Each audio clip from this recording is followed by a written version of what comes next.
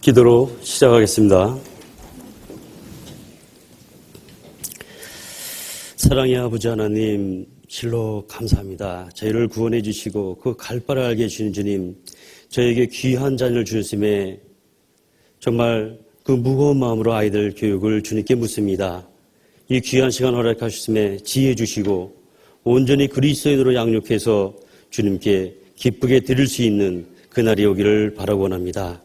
정말 무거운 마음으로 아이들과 나누는 그 대화 속에서 혹 주님의 지혜가 아닌 저희의 뜻 가운데서 행하는 징계를 볼 때마다 항상 죄송하고 미안한 마음으로 아이들을 대합니다. 오늘 구하는 주님의 지혜가 무엇인지 올바로 배워서 주님이 원하는 그 교훈으로 아이들을 양육할 수 있도록 도와주시고 풀어주시길 원합니다. 온전히 주님께 의지하면서 예수님 이름으로 기도드립니다. 아멘. 정말 반갑습니다. 학부모 학교를 교육학계에서 처음으로 개설을 하고 1년의 계획을 두고 학부모 학교를 개설했습니다. 저희가 익히 나눠드린 그 책갈피에 보면 그 분기별로 11월 달까지 쭉 되어 있는데 때에 맞게 저희가 자녀 양육에 대해서 성경적으로 좀 푸는 그런 시간을 가질까 합니다. 그리고 별도로 이 교육의 목표는 대화법을 말씀드리고 그 대화법을 아이들과 함께 나누는 그것을 실천하는 데 목표를 두고 있습니다. 그래서 이 학교와 다르게 한 달에 한 번씩 정기 모임을 갖고자 합니다. 그 나중에 다시 구체적으로 이제 설명드리겠습니다. 학부모 학교의 개강에 당연히 오세일 목사님께서 말씀을 하셔야 될 텐데 포항 집회 중이시라서 제가 첫 시간을 맡게 됐습니다. 먼저 말씀드릴 거는 저는 이 자녀교육에 대한 명사도 아니고 그리고 훌륭하게 성공한 자녀를 교육한 그런 본이 되는 사람도 아닙니다. 그저 여러분과 같이 그 사춘기의 자녀를 두고 똑같은 시행착오를 겪는 학부모 중에 한 사람입니다. 그래서 오히려 더 용기를 내서 여러분들 앞에 섰습니다. 같이 풀어보자 하는 그 마음으로, 그리고 공통된 마음이 있기 때문에 같이 전해지는 말씀이 있을 거라고 생각합니다. 그래서 오늘 그리고 내일 저에게 주어진 그 시간은 주로 중고등부 학부모들의 대상이 되는 말씀이 많을 겁니다. 그런데 저 개인적으로는 이 말씀은 저희 서울중앙교회 모든 분들이 들어서 이 대화법을 사용한다면 행복한 가정이 되고 행복한 교회가 될 거라고 하는 것을 확신합니다. 그래서 쭉 들어보시고 그 대화법으로 자녀들과 행복한 대화, 그리고 행복한 부부 생활, 행복한 가정이 되길 바랍니다. 그 첫걸음을 시작하셨다고 봅니다. 먼저 이 학부모 학교에 인용될 그 책들을 좀 말씀드릴까 하는데요. 저희가 여기 있는 것들은 이제 저희가 인용한 책들인데, 사례가 저희는 이제 없기 때문에 여기 있는 책들을 주로 이용해서 이제 사례를 말씀드릴 겁니다. 그런데, 많은 자녀 교육에 대한 그 책들을 쭉 읽으면서 성경적으로 그리고 구원받은 우리가 올바른 그리스도인으로 양육하는 자녀 교육에 대해서 정리가 필요하다는 생각을 가졌습니다. 주로 사랑에 대해서만 얘기했지 성경적으로 얘기하는 그 많은 부분에서 얘기하는 체벌에 대해서는 얘기한 바가 별로 없어요. 그래서 그것을 어디에 적응해야 될지를 잘 모르는 경우가 있었던 것 같습니다. 그래서 그런 것을 좀 구분해서 성경적으로 자녀 교육에 대한 것을 정리할 필요가 있다는 생각에 많은 것을 인용해서 우리만의 어떤 자녀 교육, 그것으로 정리하는 시간이 됐습니다. 이 중에서 이기복 교수의 성경적인 그 부모 교실을 제가 굉장히 놀랐습니다. 세상적인 자녀 교육이 되는 것이 많은데 그걸 성경적으로 풀어 나가려고 하는 시도를 한 분이에요. 그래서 이복교수에 대한 것을 많이 이제 인용하게 되는데, 이 모든 여기에 있는 책들은 사실은 여기 부모와 아이 사이라고 하는 앨리스 기노트라고 하는 사람이 시작을 합니다. 그분이 시작해가지고 가트맨 박사라고 하는, 여러분들 감정 코치법이라고 하는 것을 들어보셨을 거예요. 실제로 보셨는데, 가트맨 박사가 그걸 이어서 연구를 합니다. 그리고 여기 성공하는 10대들의 7가지 습관, 그 아들 션 코비인데, 아버지 코비가 성공하는 사람들의 습관을 쫙 모아보니까 7가지 형태가 있더라.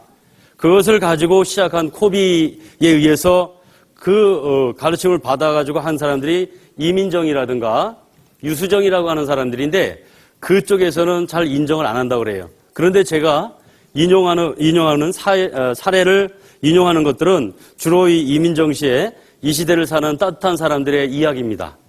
이것을 많이 인용했고요.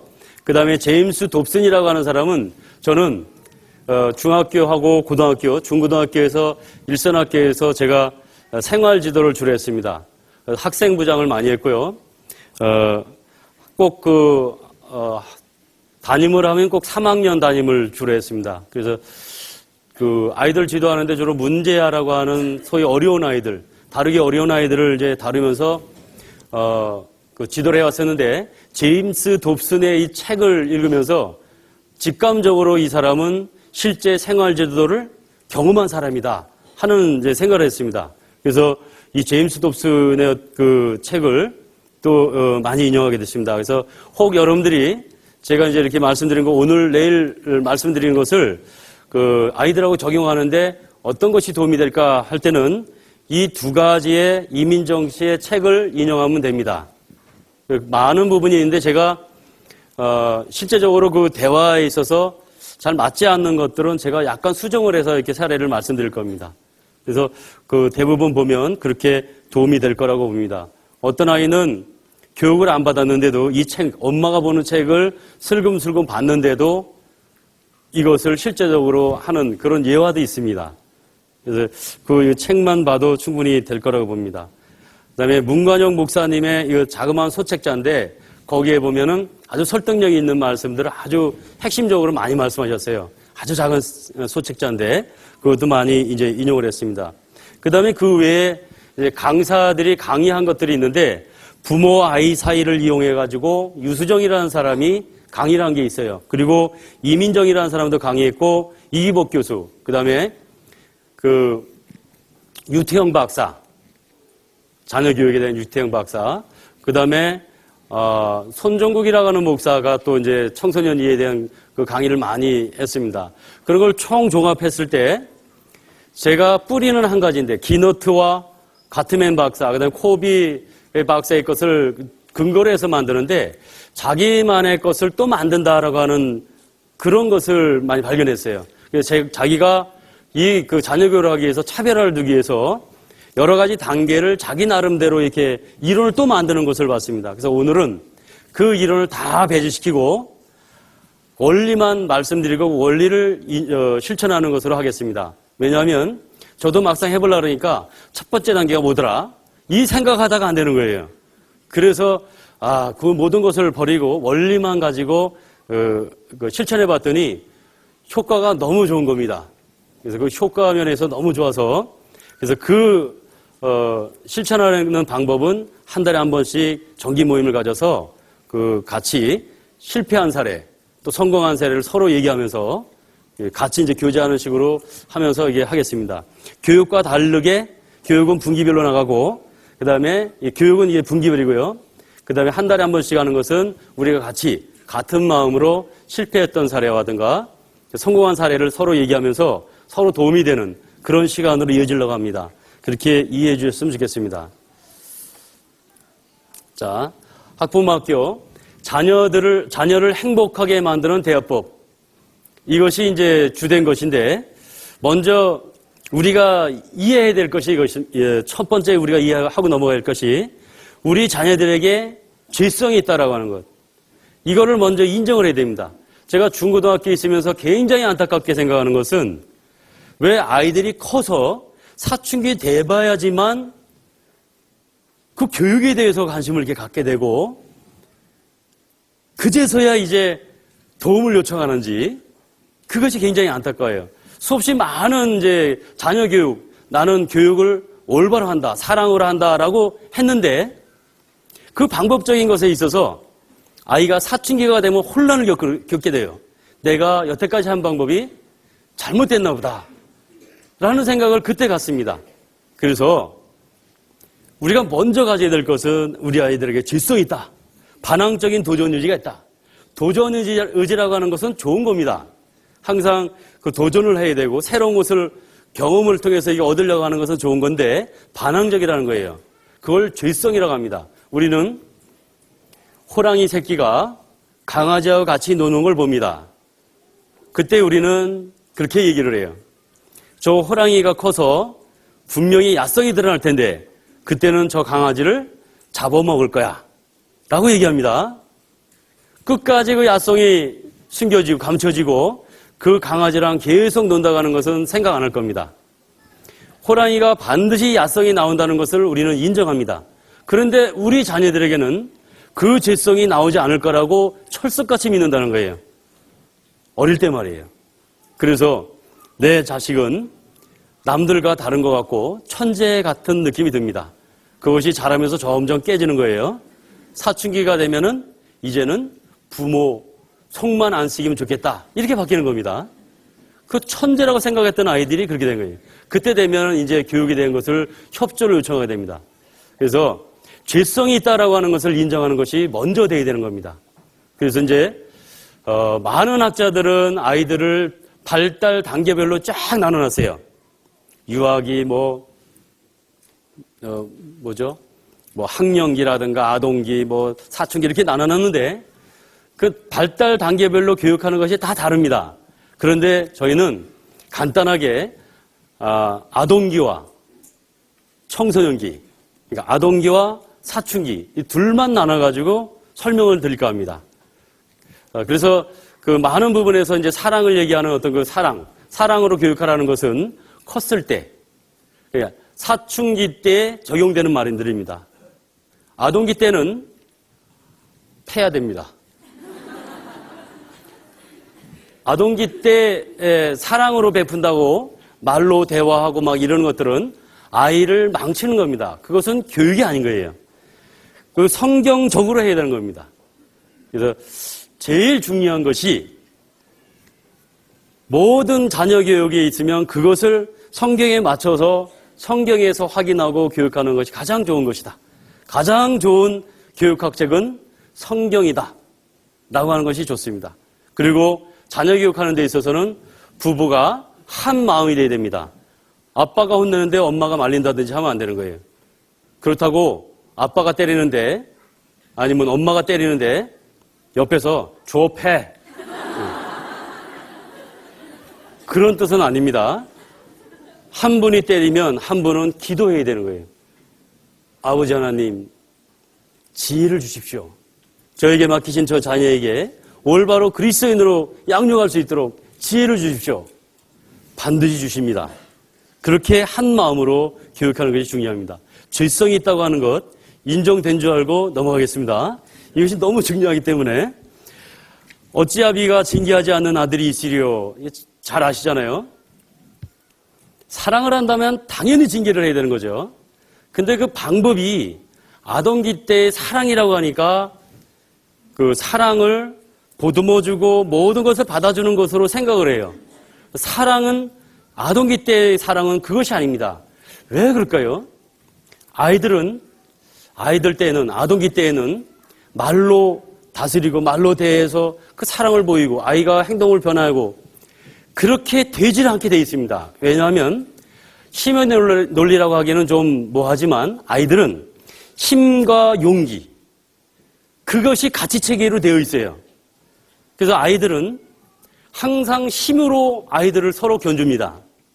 그게 아이들이라는 거예요. 이제 아이들끼리 얘기할 때 이제 서열을 항상 정하잖아요. 아동기 때는 항상 서열을 정합니다. 내가 너보다 힘이 세. 너는 나한테 쫄자야. 난 대장이야. 이것이 항상 정해져 있어야 돼요. 그것이 대등하면은 자기가 안 되니까 자기가 갖고 있는 물질 가져오는 겁니다. 우리 집에 냉장고가 얼마나 큰지 내가 들어갔다가 나왔다 해. 우리 집은 승용차가 얼마나 큰지 알아? 가운데 수영장이 있어. 아이들 그렇게 얘기하잖아요. 그러다 안 되면 계급으로 얘기합니다. 우리 아버지 교장이야 임마. 우리 아버지는 대장이야. 별이 몇 개인 줄 알아? 이렇게 얘기하잖아요. 그렇게 서로 우열을 나눠야 됩니다. 그러다 안 되면은 서로 이제 아버지끼리 서로 대등하다 생각하면 다른 걸 또 내세우죠. 어떤 아이는 그럽니다. 우리 엄마는 우리 아버지도 이기는데. 엄마가 최고예요. 그렇게 해서 우열을 가리는 아이들에게는 사랑이 다른 겁니다. 우리가 베풀어야 될 사랑은 그 아이를 지배해 줘야 되는 거예요. 그래야 사랑이 되는 겁니다.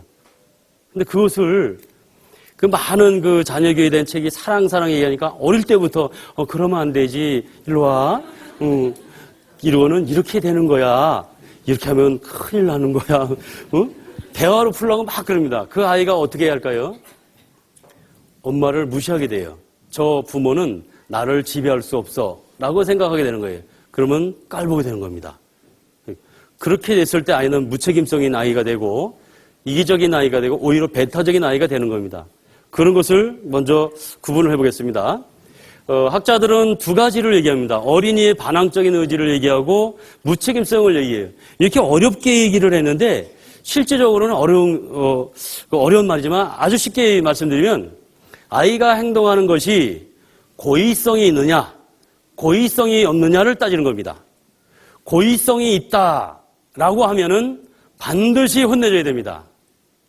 체벌에 대한 방법은 이제 구체적인 것은 여기서 얘기하기 좀 그런데요. 다음 시간에 미룬다든지 할 텐데 반드시 혼내줘야 됩니다.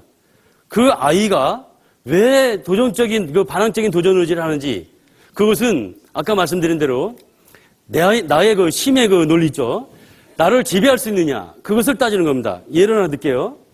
아버지가 어디 이게 뒤로 갔습니다.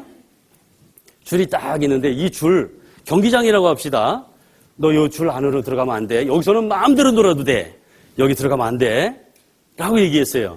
그러면 아이들이 이쪽에서 놀아야 될 텐데 그 자그마한 아이들이 아장아장 걷는 아이들이 그렇게 안 합니다. 가요. 선인들 가요. 딱 가가지고 아빠를 싹 봅니다.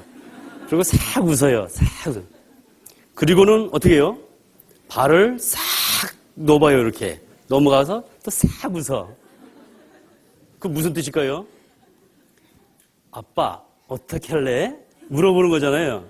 그런데 아빠가 일로 와봐. 내 말 들어봐. 잘 앉아. 이 선 넘어가면 안 된다 그랬지? 선 넘어가면 나쁜 사람이야. 그러면 안 돼. 이렇게 얘기했다고 싶다.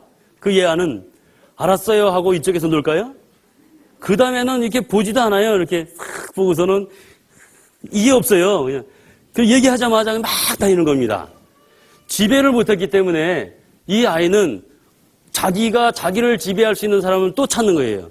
그래서 아이들은 고의성이 있는 행동을 하면 반드시 그 아이를 지배를 해줘야 된다는 거예요. 그게 아이를 존중하는 거예요. 그 어린 아이는. 아이가 바라는 것을 해주는 게 존중이잖아요. 사춘기 때는 사랑받기를 원하는 겁니다. 혼란기이기 때문에 정체성이 안 생겨서 가치관을 갖기 위한 그 정체성을 갖는 시기이기 때문에 가치관을 갖게끔 도와달라고 하는 것을 하는 것이 사춘기 때문에 그때는 사랑으로 아이들에게 가치관을 갖도록 도와주는 거예요. 그땐 때려서는 안 되는 거예요. 아무 소용이 없는 겁니다. 근데 어릴 때는 힘의 논리가 지배하고 있거든요. 그럴 때는 반드시 자기를 지배해 주길 바라는 마음이기 때문에 지배를 해줘야 됩니다. 그래야 그 아이는 부모를 의지한다는 그 마음에 안정감을 갖게 된다는 거예요. 그래서 체벌은 농기 때는 그 반항적인 의지, 그 도전 의지를 꺾어주고 자유적인 의지를 만들어주는 아주 좋은 교육 방법입니다. 그래서 무책임성이라는 건 뭐냐면 결국 반항적인 의지라는 것은 그 아이들의 이제 고의성이죠. 그래서 부모가 불러도 대답도 안 해요. 그런 아이들 있죠. 그것은 반드시 혼내야 될 겁니다. 그리고 일부러 고의로 부모한테 대들기도 하죠. 버릇없는 행동도 합니다. 그런 아이들이라면 내가 그 아이를 지배하지 못하고 있다는 겁니다. 나름대로 내가 사랑으로 한다고 했는데 그 아이를 만족시키지 못한 거가 됩니다. 그런 것들은 굳이 구분해야 된다는 거예요. 근데 무책임성이 있습니다. 고의성이 없는 것들이 있어요. 내가 실수한 거거든요. 그 어떻게 보면 사고라고도 볼 수 있고, 그 다음에 아직 내가 미숙해서 잘 안 되는 겁니다. 그런 것들은 무책임성이라는 거예요. 그 아이의 책임이 없는 겁니다. 그런 것들은 때려서는 안 되는 겁니다. 고의성이 있느냐 없느냐로다가 체벌을 할 것인가 안 할 것인가 그것만 따지면 되는 겁니다. 고의성이 있으면 반드시 혼내죠. 어떤 분들은 그래요. 사랑으로 그 아이들은 그 체벌로다가 자녀의 그 의지를 형성해 주는 건데, 올바른 의지를 형성해 주는 건데 체벌이 폭력을 만든다라고 주장하는 사람들이 있어요. 그 볼기짝을 손으로 때리는 것이 이제 회초리를 들게 되고, 그러다 보면 이제 뭐 더 강한 이제 회초리가 아니라 폭력이 된다는 거예요. 그래서 아이들이 살인, 뭐 간음, 강간 이런 걸 한다는 거예요. 근데 그렇지가 않습니다.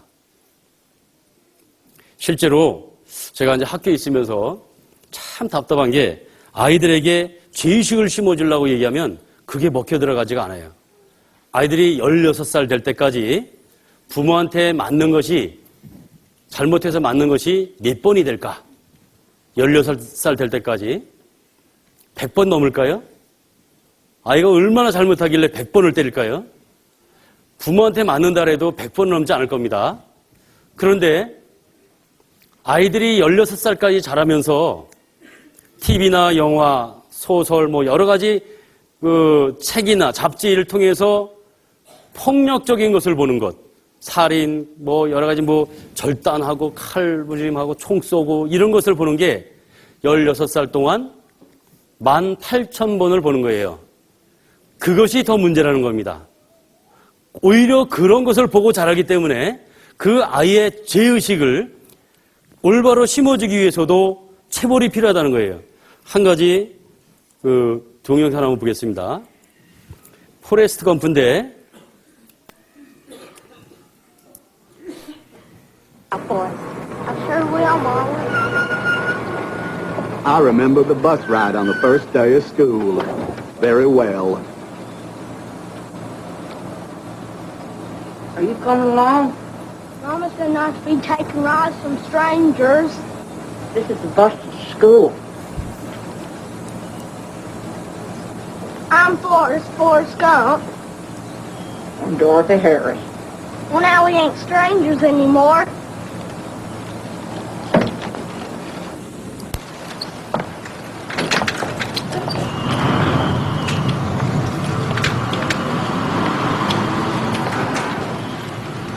Saint's taken.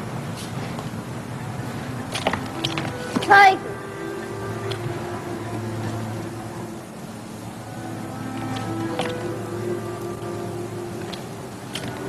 Can't sit here. You know, Hey, dummy!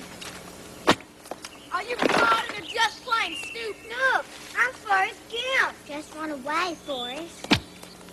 Run, Forrest! Run away! Hurry! Get the bus! Hurry up! Let's get it! Come on! Look out, dummy! Here we come! Get you! Run, Forrest! Run! Run, Forrest! We're back here, you!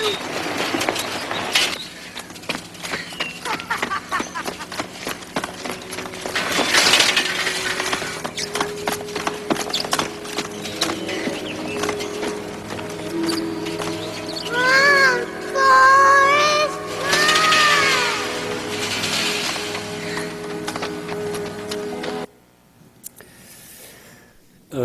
이런 걸 보고 자라는 거예요. 아주 좋은 영화라고 정평이 나 있는 포레스트 검프인데, 우리 정서랑 너무 다르잖아요.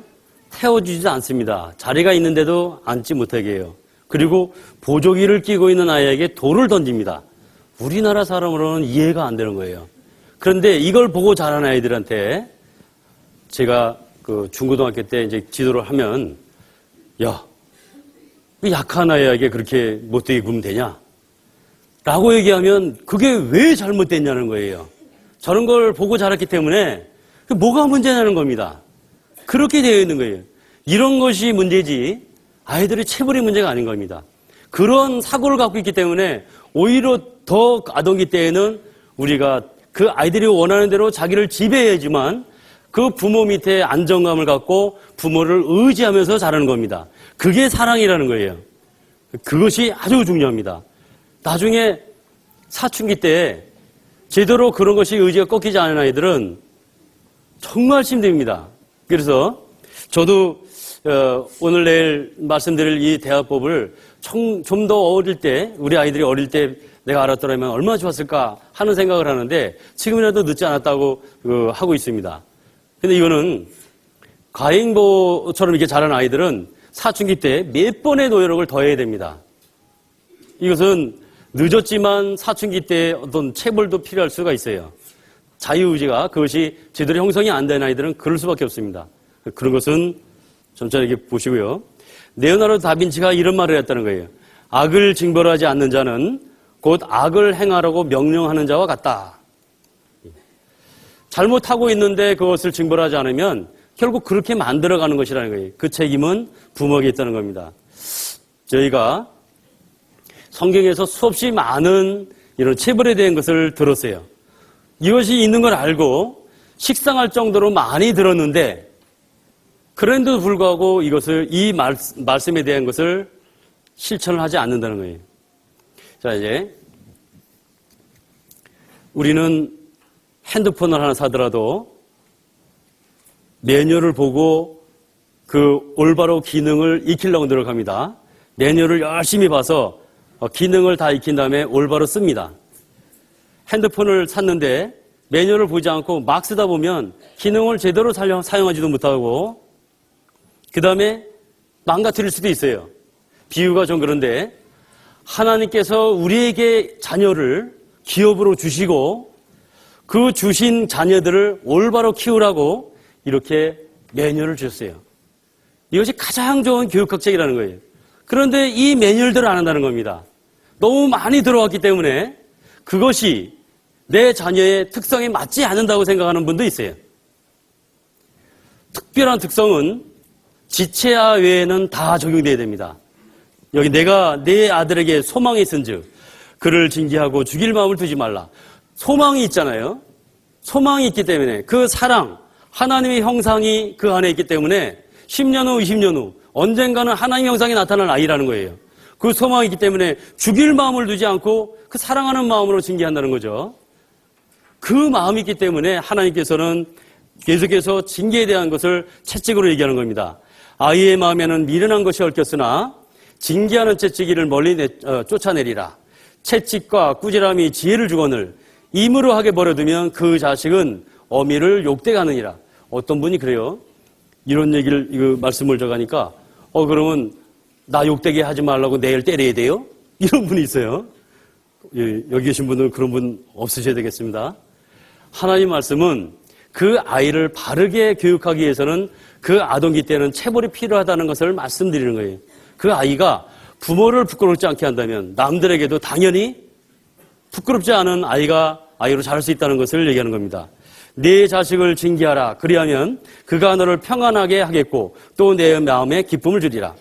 아이를 훈계하지 않지 말라. 채찍으로 그를 때릴지라도 죽지 아니하리라. 그래서 아이들은 뇌진탕이 없잖아요. 뇌진탕이. 예. 뇌진탕이 없습니다. 채찍으로 그를 때릴지라도 죽지 아니하리라. 그를 채찍으로 때리면 그 영혼을 음부에서 구원하리라. 체벌은 최후 수단이어야 한다는 주장을 하는 사람이 있어요. 하다 안 되면 최후에 하는 것이다. 그럴지도 모르는데 성경은 그렇지 않습니다. 초달을 참아 못하는 자는 그 자식을 미워함이라. 초달이라는 게 뭐냐면 우리는 이제 회초리를 만들 때 쌀이나무를 딱 잘라가지고 아주 다듬죠. 왜 다듬죠 이거? 에? 아이가 아프지 말라고. 에? 회초리인데 왜 다듬는지 몰라요. 이 초달은 회초리를 그냥 나무 딱 잘라서 적당히 이게 막 자른 겁니다. 울퉁불퉁 가시가 있든 말든 그런 겁니다. 그것으로 회초리 치는 거예요. 그걸 초달인데 근실하게 징계하느니라 그랬죠. 근실하게라는 말은 성실하게입니다. 어떤 분들은 이제 부모님들 계시고 그래가지고 아이들이 잘못하면 나중에 하는 거죠. 너 두고 봐. 그리고 나중에 합니다. 아이들은 있습니다. 자기가 잘못할 때 그것을 후에 집에 가서 엄마가 과거를 기억하면서 얘기해도 아이들은 그 감흥을 잊어버렸어요. 그런데 그것을 지적하면, 그리고 혼내주면 왜 때리는지 모르는 겁니다. 부모이기 때문에 때린다 생각하지 자기의 잘못을 알지 못하고 맞는 거예요. 그래서 그때는 반드시 근실하게 징계해야 됩니다. 부모님이 계시면 방으로 들어가서라도 반드시 얘기하고 손을 대고 손을 때리더라도 꼭 그때그때 아이들에게 그 잘못한 것을 일러줘야 되는 겁니다. 그것은 될 수 있는 대로 대화가 아니라 채찍이어야 됩니다. 체벌이어야 된다는 거예요. 체벌이 인간의 존엄성과 가치를 훼손한다는 주장. 기가 막힌 거는요, 아이들이 나의 부모가 나를 사랑해서 때리는지, 부모가 화가 나서 나를 때리는지 기가 막히게 파악을 합니다. 그것은 사춘기가 되면 더 기가 막히겠죠. 어린아이도 파악하는데, 사춘기가 됐을 때 정말 사랑하는 마음으로 때리면 아이들은 아무 문제가 없습니다. 그런데 자기의 성에, 자기의 기준에 맞춰서 자기를 체벌한다 그러면 그때는 반항하게 되는 겁니다. 힘이 있거든요. 어릴 때는 힘이 없어서 그렇지만 힘이 있기 때문에 반항하는 겁니다. 그때는 내가 하는 체벌이 잘못된 겁니다. 아니면 어릴 때부터 교육이 잘못됐든지 그런 것이 있습니다. 그래서 체벌은 아이들의 존엄성 그리고 가치를 훼손하지는 않습니다. 사랑이 묻어있는 해철이라면 절대 그렇지 않습니다. 우리 육체의 아버지가 우리를 징계하여도 공경하였거늘. 우리가 자랄 때 부모한테 맞았는데 부모한테 반강을 갔습니까? 그렇지 않다는 거예요. 나의 부모는 나의 교육을 위해서 데렸다는 거예요. 그것을 인정하게 되는 겁니다. 사랑이 있다는 것은 어린아이들 때 너무나 정확하게 이해한다는 거예요. 여기 아주 중요한 것을 말씀드리는데, 징계할 때 당연히 명확한 선을 그라는 거예요. 명확한 선을 그어서 혼란을 겪지 않게 해줘야 되는 겁니다. 막 이제 돌아치잖아요, 아이들이. 막 돌아치고 그러면은, 이제, 우리가 지적하죠. 얘야, 응? 여기 식당에서 이렇게 돌아치면 안 돼. 너 그러면 혼나? 라고 얘기했잖아요. 그런데도 계속해서 돌아다니면, 말씀한 대로 돌아다니면 혼난다고 얘기했기 때문에 그 선을 지켜줘야 됩니다. 그럼 불러서 혼내줘야 되는 거예요. 그 선이 분명할 때 아이들은 안정하는 거예요. 그 이상을 안 넘어가려고 하는 겁니다. 선이 분명하지 않으니까 막 이랬다 저랬다 행동을 하는 거예요. 항상 안 된다고 했으면 계속 안 돼야 되는 거예요. 안 된다고 하고 뗐으니까 해주면은 그 아이는 선이 없어지는 겁니다. 기준이 없어지는 거예요. 부모님들이 그것을 정확하게 만들어줘야 되는 거예요. 제가 이렇게 얘기했더니 처음부터 때리라는 얘기를 이렇게 하냐. 하나님이 우리 이제 인간을 만들 때 인간한테 그렇게 하게끔 해주신 게 아주 자연적으로 이렇게 만들어주셨어요. 아기가 태어날 때 자연분만도 그 제왕절개도 하잖아요. 근데 아기가 태어날 때 그 좁은 문으로 나오느라고 아기도 무척 힘든 거예요. 좁은 문으로 나오려니까 얼마나 힘들겠어요. 그 엄마한테 힘을 요청합니다. 엄마 힘내, 나도 힘내 이러고 있습니다. 생각나시죠? 이렇게 딱 나오는 거예요. 너무 힘들게 이렇게 엄마 그 좁은 문으로 나온 아이들은 숨을 멎었다가 이렇게 숨을 참았다가 공기를 들이마시는 것처럼 태어나면서 응야 하고 그런 거예요. 그래서 심폐기능이 좋아집니다. 그런데 제왕절개한 애들은 그 고통을 몰라요. 그래서 이제 그냥 이렇게 자는 건가요? 그냥 노는 거죠. 놀고 있는데 갑자기 환해지는 거야. 문이 열렸어. 왜 환해졌지? 응?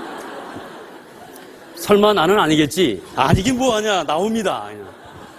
그 아이들은 자기가 고통받고 이 공기를 마신 게 아니기 때문에 태어나자마자 거꾸로 매달려서 의도 터집니다. 그제서야 캬캬캬캬 하고 우는 거예요. 그 아이들은 심폐기능이 좋아질 수가 없어요. 그래서 제왕절개한 애들은 감기가 잘 걸립니다. 또 한 가지 뭐가 있냐면 젖이 잘 안 나오잖아요. 자연분만한 아이들은 3일 되면 젖이 딱 나오더라고요. 그 아이를 탁 안겨서 먹입니다. 그럼 아이는 엄마 품속에서 엄마 심장 소리를, 뱃속에서 듣던 심장 소리를 들어가면서 포근하게 안겨서 젖을 빠는 거예요. 그럼 아이는 아주 평화롭게 먹습니다. 그런데 이제 이 아이가 이가 간지러워질 때가 있어요. 이가 날라 그러면 간질간질하잖아요. 그때 되면은 처음으로 태어나서 본능의 충동이 생겨요. 깨물고 싶다. 엄마 젖을 빡 빨다가 엄마 젖꼭지를 딱 깨물면 엄마들은 예민한 것에 물렸기 때문에 백이면 백 다 아야! 하고 때려요. 때리고 나보니까 내 자식이거든. 어휴 내 새끼. 이래. 이 아이는 깨물고 싶어서 깨물었을 뿐인데 빡 날라오거든요. 이상하다. 나는 그냥 깨물고 싶어서 깨물었는데 또 있습니다. 아이들이니까 깨물어요. 빡!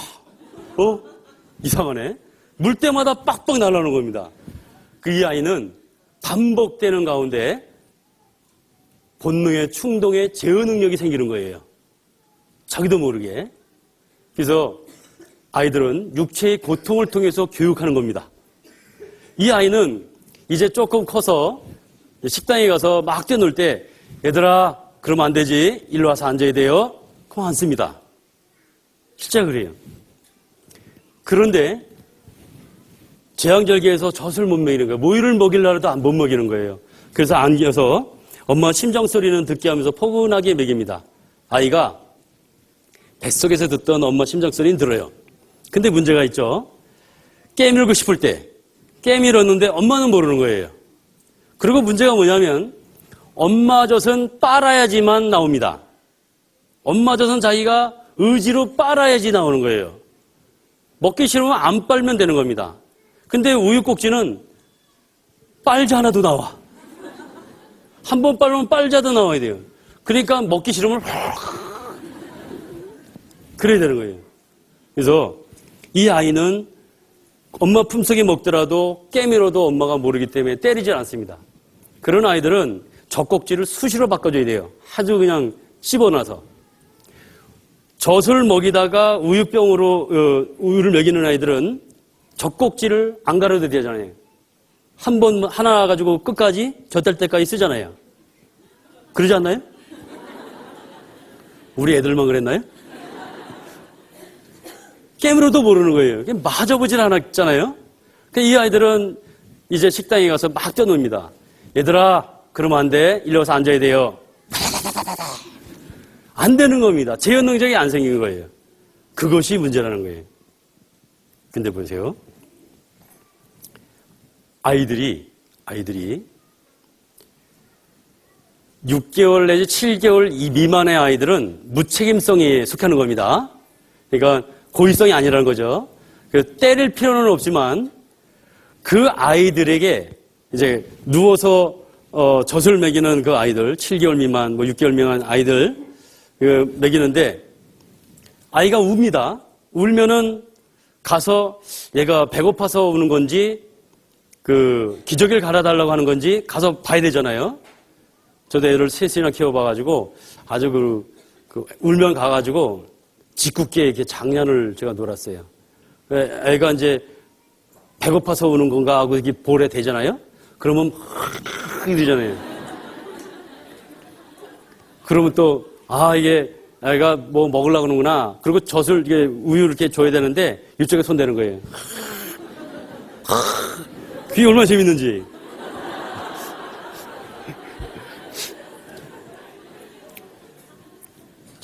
큰 아이 날 때는 정말 저는 아주 진땀을 뺐습니다. 진땀을.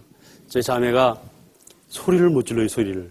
옆방에는 소리 지르는데 저희 자매는 소리를 못 질러요.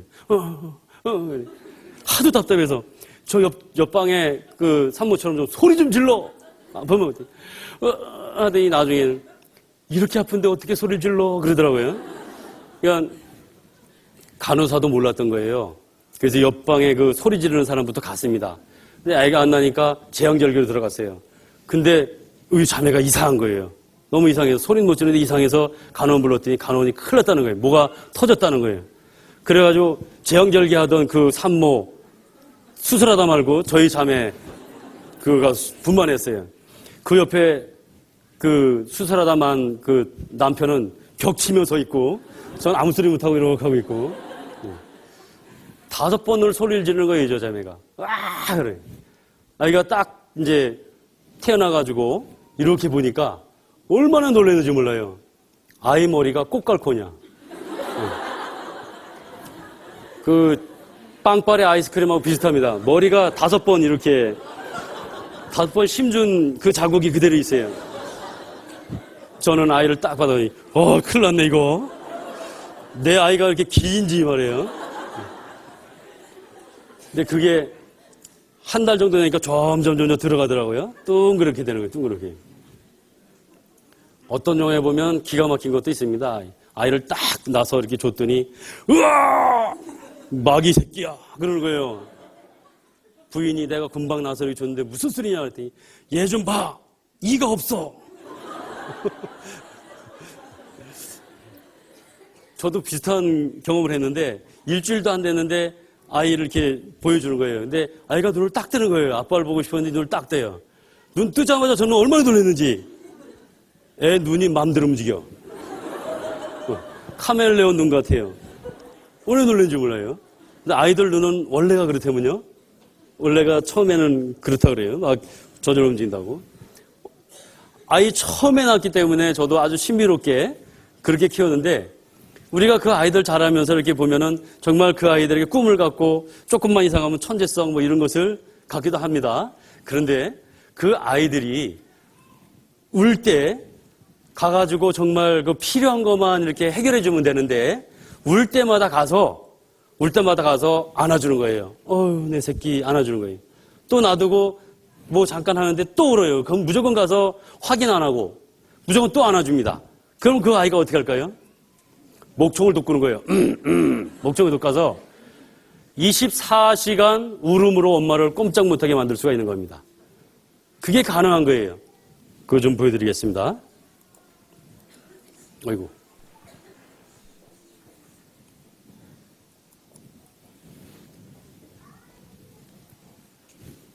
이렇게 늦지? 그러다 갑자기 굳은 얼굴로 아무 표정 없이 아기를 바라본다.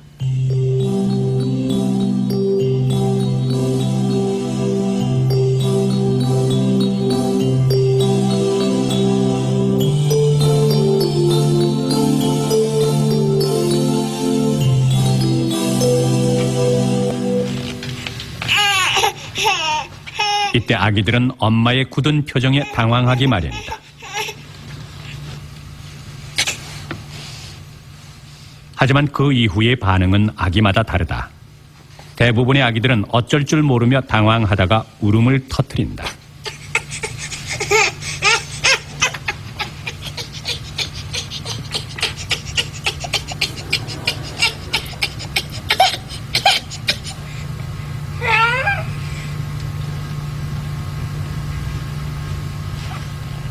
안아달라고 조르거나 손을 뻗으며 칭얼거리는 행동은 자신이 통제할 수 없는 이 상황을 엄마가 해결해 주기를 바라는 요구다.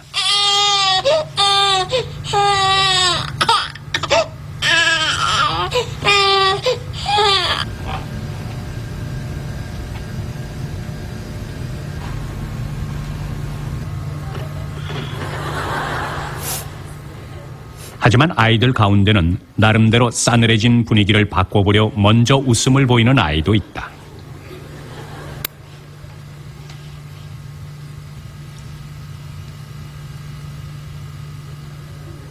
그래도 엄마의 표정이 풀어지지 않으면 딴 데로 시선을 돌리거나 외면하면서 버티기도 한다.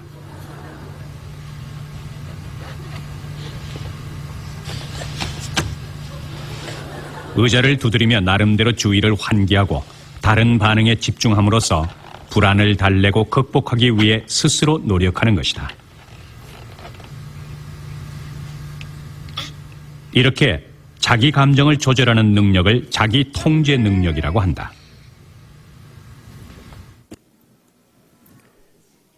우리가 어쩌면 저 조그만 아이들한테 당해왔는지도 모르는 겁니다. 실제로 그렇게 어린 아이들 너무나 잘 알고 있어요. 정말 하나님 주신 이 말씀을 가지고 정확하게 그 교육하지 않으면 사춘기 때 힘들다는 거예요. 오늘 정말 어려움을 우선 겪고 있는 중고등학교 학부모님들이 많기 때문에 우선 아이동기에 그것은 접어두고 그 정도로 말씀드리고 사춘기와 청소년기를 좀 말씀드리려고 합니다. 사춘기라는 그 말씀 자체가 성장을 구성한 수반 하나잖아요. 자꾸 변화가 되는 거예요. 아이들이 변화가 되면서 두려워하고 힘든 겁니다. 그것을 우리가 이해해주고 풀어줘야 되는데 그런 부분에 있어서 우리가 많은 부분을 이렇게 놓치고 있어요. 이제 사춘기라는 말 자체가 이런 겁니다. 산업혁명 이후에 이제 생겨난 말이에요. 그러니까 전에는 사춘기가 없었습니다. 우리 어릴 때하고 요즘의 아이들하고 사춘기가 다릅니다. 우리 때의 사춘기는 실제로 사춘기를 겪기 힘들었던 거예요. 왜냐하면은 사춘기부터 설명드리면 사춘기가 뭐냐면 사회라고 하는 것이 복잡해진 거예요. 사회가 복잡해지니까 그 사회에 적응하기 위해서 사회화시키기 위해서 아이들을 교육해야 되는 겁니다. 그런데 사회가 복잡하면 복잡할수록 초등학교, 유치원, 초등학교, 중학교, 고등학교, 대학교, 대학원 이런 교육 과정이 필요하던 거예요. 근데 그 문화가 단순했던 때는 그 부시맨이라는 영화를 보면요. 부시맨 보면은 아주 원시인들이잖아요. 그 나레이터, 맨 처음에 영화 할 때 나레이터가 이래요. 부시맨의 사회는 아주 단순해서 나서 죽을 때까지 필요한 지식은 9살이면 다 배운다. 이렇게 돼 있어요.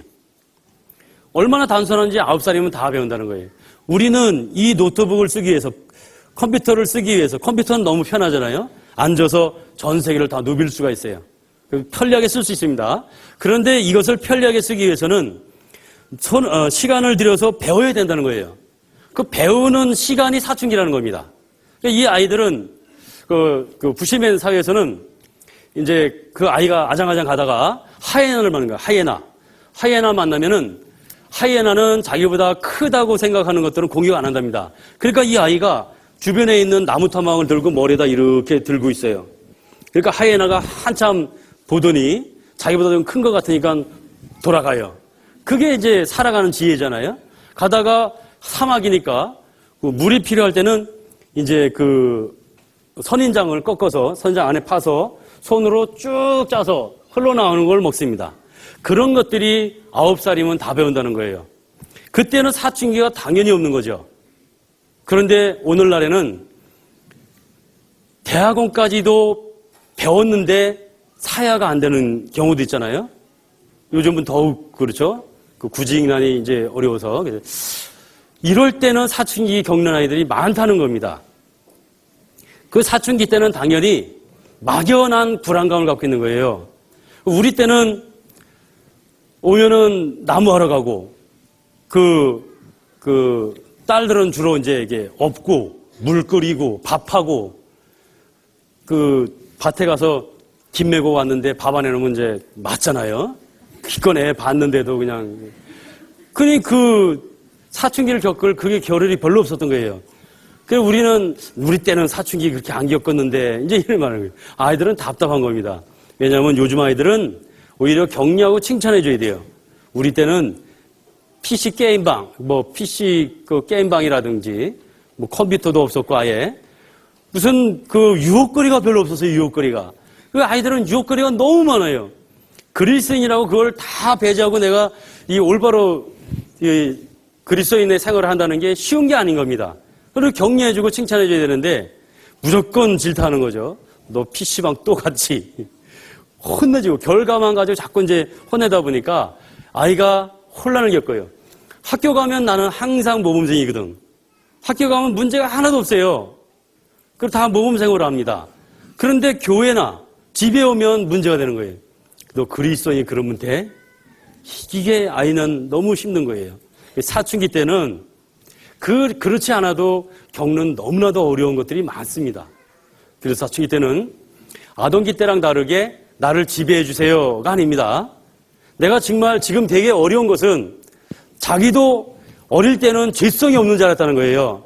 그런데 사춘기가 되다 보니까 환경이 주어지고 죄를 질 수 있는 나이가 되고 힘이 생기니까 자기도 모르게 막 죄를 짓는 겁니다. 그리고 전체성을 갖기를 원하는 거예요. 가치관이라고 하는 것을 빨리 갖기를 원하는 겁니다. 난 도대체 이 다음에 무엇을 하며 살까? 난 뭐가 나한테 능력일까? 그 달란트가 뭔지 막 진로에 대한 고민, 그리고 갑자기 커가는 여러 가지 고민 때문에 굉장히 고민이 많은데 그것에 우리가 말을 잘못해주면 가중이 되는 겁니다. 고민에. 그래서 사춘기 때는 짜증내거나 화를 내거나 욕하거나 다그쳐서는 안 된다는 거예요. 아무 소용이 없다는 겁니다. 이제는 그것을 끊고 나무가 얼만큼 자라면 장가지를 쳐주잖아요. 그런 것처럼 우리는 잔소리를 다 없애야 돼요. 잔소리를 다 끊고 이제 아이들에게 그 아이들의 감정을 받아주는 것으로 바꿔야 됩니다. 우리만 지칠 뿐이에요. 화내봤자 우리만 지칠 뿐이지 아이는 변화가 안 됩니다. 변화를 원한다면 오늘 말씀드리는 대화법대로 하셔야 돼요. 그래서 하나님은 이것도 안 보이나요? 하나님은 이제 우리에게 본이 되라고 예수님을 보내셨는데 말씀이신 예수님이 이 말씀대로 사신 겁니다. 그는 죄가 없으신 분이잖아요. 우리에게 자녀를 주고 매뉴얼을 줬다 그랬어요. 어떻게 양육하라고 정확하게 기록하고 있는 이 매뉴얼이 있습니다. 이 성경대로 사신 분이 예수님이시라는 거예요. 예수님은 그 지혜와 그 키가 자라가며 하나님과 사람에게 더 사랑스러워 가시더라. 신체적, 정신적, 영적, 사회적 성장이죠. 예수는 그 지혜와 정신적이죠. 그리고 그 키가 신체적입니다. 하나님과 영적, 사람에게 사회화되는 그 성장을 아주 본이 되게 사신 분이에요. 하나하나 볼게요. 신체적인 성장이라는 것은 이렇습니다. 우리가 아이들을 이해해 줄 때 이것이 많이 필요한데 아이들은 갑자기 커가는 겁니다. 갑자기.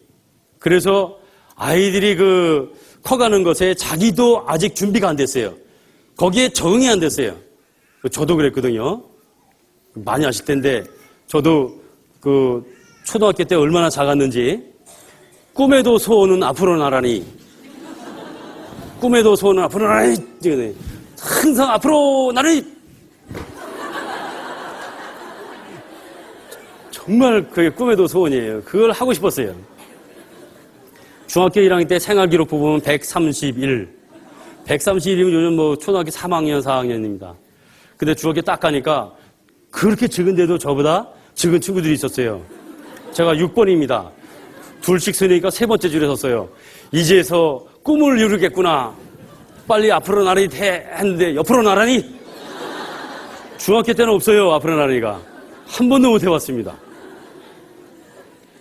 모자도 얼마나 큰 걸 사주셨는지 클 거라고 사주신 거예요. 옷도 몇 번 접었는지 모릅니다. 바지도 접고 가방도 질질 끌고 다니고 그렇게 적었어요. 그런데 저도 키가 방학만 한번 지나고 나면 10cm만 크는 거예요. 아이들도 그러잖아요. 그래서요 우리가 알아야 될 게 초등학교 때는 그 키가 거의 가잖아요. 그래서 왕따라고 하는 말이 많이 나올 수가 있어요. 그런데 중학교 때 가면은 키가 막 달라지거든. 방학하고 나니까 제가 나보다 커졌어. 그러면 좀 위축이 돼요. 내가 힘으로 눌렀었는데 이제 키가 크니까 좀 위축이 됩니다. 그때 막 아이들이 약간의 그런 것을 이제 정리하는 기간이 돼요. 고등학교 가면은 당연히 왕따가 없어지는 겁니다. 그렇게 돼 있어요. 가장 아이들의 변화를 많이 볼 수 있는 게 고등학교 때예요.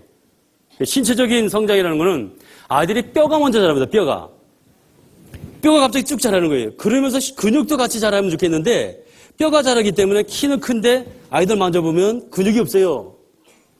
그래서 아이들도 키가 크니까 이제 아이들은 어른 대접받기 원하거든요. 사춘기 때는. 키가 큰데 엄마가 야 소파 엄마랑 같이 들자. 그러면 살 수 있을 것 같아. 아빠처럼 할 수 있을 것 같아. 나도 이제 아빠만큼 컸거든. 딱 들면은 막상 들면 못 드는 거예요. 안 들리는 거야 이게. 그럼 엄마는 그러죠. 키 빼기는 커가지고 그냥 신문 뒀다 뭐해. 좀 들어. 엄마도 드는데 넌 못 드냐. 그래가지고 못해서 써.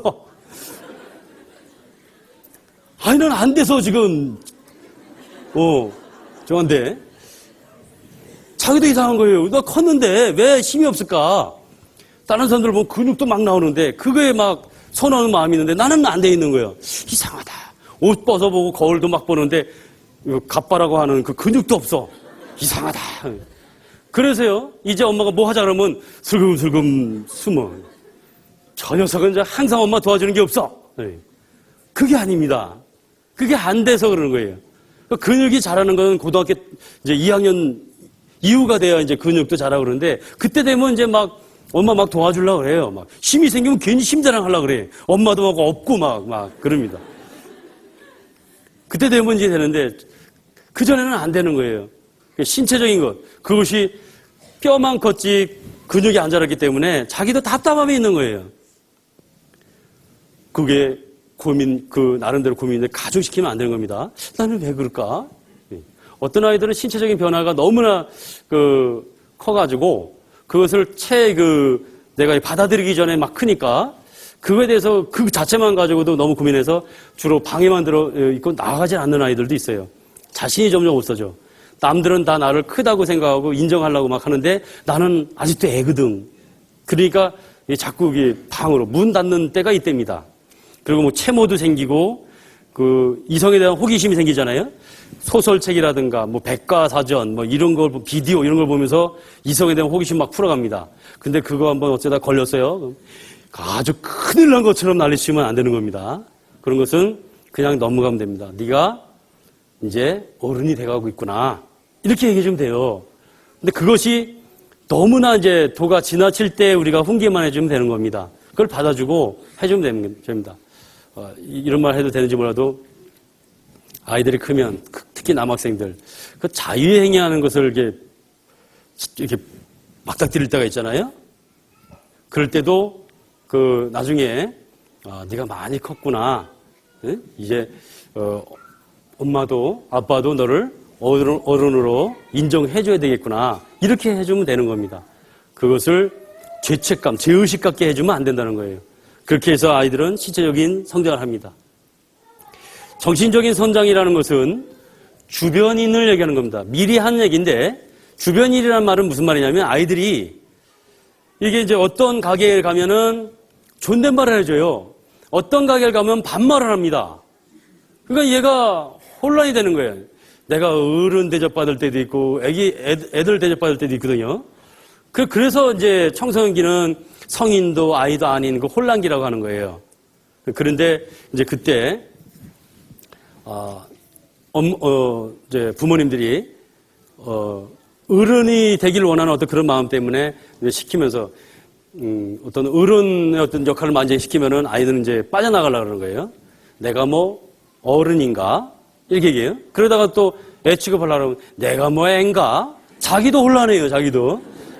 정신적인 혼란을 겪고 있을 때에는 그때 아이들 그때 그 말을 받아줘야 되는 거예요. 그래서 정신적인 성장할 때는 오늘 말씀드리는 대화법이 아주 적절합니다. 그런 것이. 영적인 성장이라는 말은 대다수의 반항아가 있고 소수의 온순화가 있습니다. 아이들을 보면 대다수가 반항아예요. 어떤 아이들은 근데 소수가 온순합니다. 아이 처음부터 착해요. 저도 온순하라고 생각했어요. 그래서 이제 주로 부모님들이 그러죠. 애들 이제 컸을 때 나는 안 그랬어. 사춘기 때 너처럼 그렇게 안 했어. 막 이러는데 아이들이 막 돌발적인 상황이나 이해 안 되는 행동을 하면은 뭐 잘못된 것처럼 막 얘기합니다. 근데 가만히 생각하면 나도 할지 못하지 다 했거든요. 온순하라 생각하는데 착하다고 생각했는데도 그렇다는 거예요. 그런 것을 내가 인정해 주는 게 좋습니다. 아이들은 시행착오를 겪고 있기 때문에 내가 그것을 이해해 주는 게 좋은 겁니다. 영적인 성장할 때 이런 겁니다. 기질이라고 하는 게 사람한테 있는데 기질. 아까 그 아이들 봤죠? 어떤 아이는 엄마 싹 눈치 보면서 상황을 어쩔 줄 몰라가지고 울어서 모면하려고 그러고 어떤 아이는 웃으면서 스스로 그것을 환기시켜 보려고 해보잖아요. 기질이 그렇게 있다는 거예요, 기질이. 한 부모한테 자랐는데 가인과 아벨이 있는 겁니다. 똑같이 가르쳤는데 어떤 아이는 아벨이고 어떤 아이는 가인이에요. 그 기질은 못 바꾸는 겁니다. 성향은 바꿔주는데, 성격적인 것은 얼마든지 교육으로 바꿔주는데 기질은 못 바꿔요. 기질은. 그래서 그 기질을 억제하고 제어하는 게 교육이라는 거예요. 교육을 하면은 어느 정도 기질이 덮어집니다. 근데 가장 그 기질을 억제하는데 효과적인 것이 바로 신앙이라는 겁니다. 신앙. 그래서 이제 중고등학교 때 영적인 성장, 이것을 돕는 최고의 좋은 기회, 그 기간인 겁니다. 저도 어릴 때, 부모님이 우리 친부모님인가 하고 의심할 때가 있었어요. 아이들이 크면은 구원 의심을 하죠? 어릴 때부터 구원받았다고 했는데 이상하게 중고등학교 가면은 구원 의심을 해요. 그것이 왜 그러냐면 저희가 겪었던 것처럼 우리 부모님이 정말 내 부모님인가? 왜 그러냐면 다리 밑에서 주워왔다 그랬거든요. 그래서 저는 굉장히 속상했어요. 그걸 계속해서 제가 그냥 진짜로 받아들이니까 막 재밌으니까 계속 말씀하신 거예요. 그래서 저 양의 다리 많이 가봤어요. 그거 갈 때마다 아기가 없는데, 아기 있던 자리도 없는데 거기서 주워왔다는 거예요. 촌이라서 다리가 많지 않았거든요. 그 외에는 다 돌다리인데 돌다리에 무슨 다리 밑이 있어요. 다리 밑에서 주웠다니까 많이 간 겁니다. 근데 없어요. 그런데 내가 이제 자라면서 보니까 생긴 것도 이제 아버지 닮았고 성격이나 뭐 걸음걸이도 똑같고 뭐 내가 봐도 우리 부모는 나의 친부모가 분명해요. 그렇게 확인이 됐을 때 이제 안정감을 갖잖아요. 왜 내가 내 친부모가 정말 친부모일까 하고 생각하게 되냐면 뭐든지 확실하게 해두고 싶어서, 안정을 찾고 싶어서. 그때 구원 의심도 갖게 되는 겁니다. 구원 의심을 가질 때 우리는 도와줘야 되는 거예요. 아주 최고의 아주 적절한 시기가 이때라는 겁니다. 그때는 우리가 너는 어릴 때부터 구원 받았잖아. 자꾸 의심하면 안 돼. 이렇게 하면 안 됩니다. 그럴 때는 우리가 도와줘야 돼요. 잠시 후에 그건 또 구체적으로 말씀드릴게요. 사회적 성장이라는 건 당연히 사회화되는 거잖아요. 사회화되는 그 과정은 당연히 영적 성장이 되는 것처럼 성경을 가지고 아이들한테 이렇게 되는 겁니다. 너는 이 구원을 안 받았다면 이제 막연히 그 진로에 대해서 고민을 하고 불안해하기 때문에 너는 이미 이루었잖니? 그리스도인이 됐지 않니? 많은 사람들은 의사가 되기 위해서 목표를 두고 많은 공부를 하고 시간을 투자한다. 판사가 되기 위해서 그렇게 한다. 근데 너는 그들이 이루지 못한 그리스도인이 됐지 않니? 그 정체성이 굉장히 혼란할 때 그것을 일러두는 게 좋습니다. 그래서 무엇이 될까라고 하는 것은 이제 그리스도인이라고 하는 것으로 접고 어떤 사람이 될까? 그것을 가르쳐 주는 것이 좋습니다. 그래서 이제 육체적으로는 당연히 어떤 목표를 가지고 이제 살아야 되겠지만 실제적인 그 정체성을 갖게 하기 위해서는 그리스도인이라고 하는 것을 강조해주면 아이들은 그 속에서 이제 앞으로의 자기 진로를 구축하려고 그러는 겁니다. 청소년기의 정서적 특징은 그래서 고독, 불안, 분노 이런 것으로 꽉 차 있어요. 고독이라는 말은 아이들이 이제 자기만의 개성을 갖기 위해서 고독한 것을 좋아해요. 그러니까 잘 이해받지 못하기 때문에 그런 것도 있지만 괜히 고독을 좋아하죠. 저도 비 오는 날 괜히 걸었어요. 비 오는 날 그 교복에 탁 맞으면서 그것도 괜히 진짜 고독한 표정으로 걷습니다. 뭐 비 오는데 뭐 이렇게 가는 것도 아니에요. 괜히 고독하게. 그걸 또 봐주기를 원하잖아요. 사춘기 때는 일기 쓸 때도 누가 읽을 걸 예상하고 쓰진 않나요? 그럴 때가 사춘기라는 거예요. 그 고독, 불안이라는 것은 항상 불안하잖아요. 이게 미래에 대한 것, 자기가 그 신체적인 어떤 그런 것도 불안하고 정신적으로도 불안합니다. 모든 것에. 어떤 아이는 여드름 몇 개 났는데 학교를 안 와. 엄마가 이해가 안 되는 거예요. 얘 좀 보세요, 선생님. 여드름 이거 났다고 안 나간다는 거예요. 다 고칠 필요가 없어요. 그 아이에게 그게 굉장히 심각한 거거든. 그러면 그냥 받아만 주시면 됩니다. 그 아이는 정말 몇 개 안 나는데 공부도 잘하는 녀석이 학교를 안 나오는 거예요.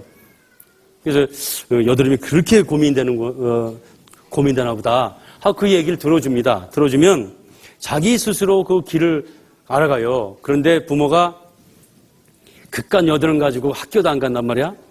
네가 학교 안 가서 네가 뭐가 될래? 네가 자꾸 그 행동적인 것만 가지고, 결과적인 것만 가지고 자꾸 다그치면 아이가 스스로 일어나지 못합니다. 받아만 주면 자기가 답을 내요. 그래도 학교는 가야 되겠죠? 이래야 됩니다. 받아주지 않기 때문에 그런 겁니다. 그것도 대화법에 나옵니다. 분노라고 하는 것은 어른으로 대접받길 바라는데 어른으로 대접 안 해줄 때 그 대접이 자기한테는 마음에 안 드는 겁니다. 그럴 때 분노하는 거예요. 이게 복합적으로 되는 겁니다. 그래서 아이들이 간혹가다 부모한테 이게 자기 의견을 제시하잖아요. 엄마, 아빠, 나 너무 뚱뚱하죠? 그럼 그 무슨 뜻일까요? 예? 무슨 뜻일까요? 정말 뚱뚱하다는 것을 인정해 주길 바라는 마음일까요? 부모니까 위로받기를 원하는 겁니다. 나 뚱뚱하죠? 그래, 살 좀 빼. 이건 뭐 가중을 시키는 겁니다. 어떤 아이는 눈이 적은 거예요. 엄마, 나 눈 너무 적지? 그것도 배려 해준다고? 쌍꺼풀 수술해줄까? 그건 이제 정말 청소년을 잘 이해 못하는 거죠. 그래서 우리가 그런 데가 사실은 많았다는 거예요. 그런 부분은 우리가 많이 이제 이해해야 된다는 겁니다. 매슬로우라고 하는 사람이 욕구 5단계로 사람을 나눴어요. 이런 거 얘기 나오면 좀 싫죠? 예? 교육하게 돼서 누구가 뭘 얘기하고 막 이런데 이거는 좀 아실 필요가 있어요. 제가 자녀 교육할 때 제일 강조하는 것은 부부 생활입니다. 자녀 교육을 2시간 남짓 겨우 2시간도 안 됩니다. 교육학교에 맡기고 교육학교 막 신랑하는 분들 많이 계시잖아요. 그게 아닌 거예요. 아이들이 자녀 교육이 잘 되려면 부부 생활이 좋아야 됩니다. 그래서 부부 생활에 대한 거, 이걸 대화법을요. 그래서 부부끼리 먼저 하는 것을 할 겁니다. 부부끼리 먼저 하시고 그래서 효과를 보시면 자녀들과 하게 될 겁니다. 그래서 먼저 가정이 화목해져야 돼요. 부부가 살아가는 모습을 보여줘야 돼요. 그래서 이제 이 매슬로우의 욕구 5단계가 필요한데 아이들 때 처음에 태어나면 생존의 욕구가 생기는 겁니다. 먹고 싶고 마시고 싶고 싸고 싶고 배설의 기쁨 있죠. 이거가 완전 해결이 되면 그 욕구가 다 이루어지면 안정감을 갖게 되는 겁니다. 나는 이제 안전한 거예요. 안정감을 가졌어요. 생존의 욕구는 안전, 여기 전부에 다른 것은 자기가 안정, 평안해지기를 원하는 겁니다. 편안이 목적이에요. 평안해지기를 원하는 겁니다. 처음에는 그 육체적인 욕구인데 두 번째는 안전의 욕구입니다. 안전의 욕구는 부부가 사랑하는 모습일 때 안정해지는 거예요. 어떤 부모는 사랑하지 않는데 돈을 부자거든. 돈을 막 주면서 내가 못 해준 게 뭐가 있어 이놈아. 이러거든요. 아이들은 그걸 원하는 게 아닙니다. 부부가 사랑하는 모습을 볼 때 안정을 갖는 겁니다. 이게 사춘기 때는 100% 그대로 나타나게 되는데 부부가 사랑하는 모습을 보이면 그 아이는 집을 떠나지 않습니다. 부부가 사랑하지 않으면 그 아이는 안정감을 찾지 못하기 때문에 다른 데서 안정감을 찾으려고 헤맵니다. 친구를 찾아 헤매고 그 안정감을 찾지 못하면 그 아이들하고 뭔가 거기서 안정감을 잊으려고 다른 짓을 하는 거예요. 놀이문화를 만들어 나갑니다. 피식 게임 하는 거 그런 건 물론이고 무슨 뭐 흡연이나 술이나 뭐 다른 걸 하는 겁니다. 만족이 안 되거든요. 채워지질 않거든요. 가정이 행복해야 아이들이 안전해지는 겁니다. 너무 중요한 거예요. 그게 됐을 때 세 번째 욕구가 이루어지는 겁니다. 나는 이제 그 부모님 밑에서 소속되고 있다고 하는 것이 너무 좋은 거예요. 엄마가 내 엄마여서 너무 좋아. 이러면 성공한 겁니다. 아빠가 내 아빠여서 너무 좋아요. 난 우리 가정 너무 행복해. 이거 훌륭한 겁니다. 그렇게 안 됐으면 그거부터 해야 된다는 거예요. 그거부터. 그러지 않으면 자녀의 교육은 너무 힘든 겁니다. 사랑하는 모습을 보여줘야 돼요. 그러면 내가 그 사랑하는 훌륭한 부모 밑에 인정받고 있다라고 하면 되는 겁니다. 아이들은 어릴 때부터 매로 자기를 지배해온 부모를 영웅으로 칩니다. 영웅으로. 그래서 부모는 영웅이 돼야 돼. 영웅이 돼야 되는데 아이들이 이제 중고등학교 되면 뭐 아이들 뭐 설문 이런 거 많이 합니다. 할 때 이 세상에서 가장 훌륭한 인물, 존경하는 인물은 하면 아버지 딱 써야 돼요. 없으신가 봐. 그럼 성공하는 겁니다. 실제 그래야 돼요. 그러면 영웅이 되는 겁니다. 근데 그 영웅이 없으면 연예인이 영웅이 되는 겁니다. 연예인 쫓아다니는 거예요. 어떤 다른 영웅을 찾아다니는 겁니다. 영웅이 가정이 되면은 걔는 떠나지가 않는 거예요. 그래서 그것이 되는 아이들은 성취를 하려고 합니다. 성취. 자기가 공부하지 말라 해도 이제 안정감이 이루어졌으니까 이제 그 안정감 속에서 내가 해야 할 일을 해야 되겠다 하고 정체성이나 가치관을 가지려고 그러고 공부하려고 그러고 미래를 개척하려고 그러고 하게 이제 시작하는 거예요. 그 성취를 시작하는 겁니다. 그 성취를 시작한 아이들은 자아 실현을 하려고 하는 겁니다. 정체감을 갖고 난 다음에 그렇게 되는 거예요. 그래서 자녀교회에서 제일 중요한 게 부부 생활, 가정 생활입니다. 이게 너무 중요한 거예요. 그래서 이런 말이 있어요. 아이고, 지금 저만 보고 있었네요. 어떡하지? 예. 이런 아주 중요한 말이 있습니다. 이건, 아까 기너트라고 하는 사람이 최초의 그 가트맨 박사 전부터, 감정 코치에 대한 걸 연구했다 그랬는데 그분이 하신 말입니다. 부모로서 자녀에게 줄 수 있는 가장 위대한 선물 중에 한 가지는 바로 부부가 서로 사랑하는 모습을 보여주는 것이다 하는 거예요. 이게 가장 좋은 아이들에게 선물이라는 겁니다. 이 선물을 주고 계신지. 이게 안 된다면 이거부터 하셔야 되는 거예요. 이거부터. 네. 이게 되면은 말씀드린 이 5단계가 쭉 연결돼서 되는 겁니다. 대화법 배우시고 이게 안 된 분들은 대화법으로 부부가 정말 화목해지는 그런 가정이 되길 정말 바랍니다. 그래서 정말 이것을 실천하길 바라요. 실천해야 됩니다. 상대방을 행복하게 하는 대화라면 해야 되잖아요. 그래서 보면 청소년을 이해할 때 제가 이제 이런 말씀을 많이 드리는데 아이들은 빙산입니다. 빙산. 이해한다는 게 이게 남을 이해한다는 건 이제 이런 거예요. 그 버스간에서 이게 막 흔들린 버스간에서 밟았습니다. 잘못해서 밟았어요. 그럴 때 아유 죄송합니다. 뭐 다치지는 않으셨어요? 그러면은 사람에 따라 다르잖아요. 아프다고 막 소리치면서 눈은 뒀다가 어디다 쓰냐고 막 이런 사람 있는가 하면 아유 괜찮습니다. 흔들리는 차 속인걸요 뭐 이렇게 하는 분 있잖아요. 완전히 반대가 상대가 달라지잖아요.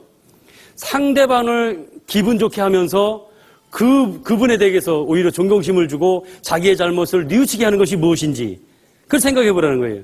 그게 대화법이고 그게 청소년을 이해한다고 하는 그 이해 첫걸음인 겁니다. 그것이 이해예요. 네.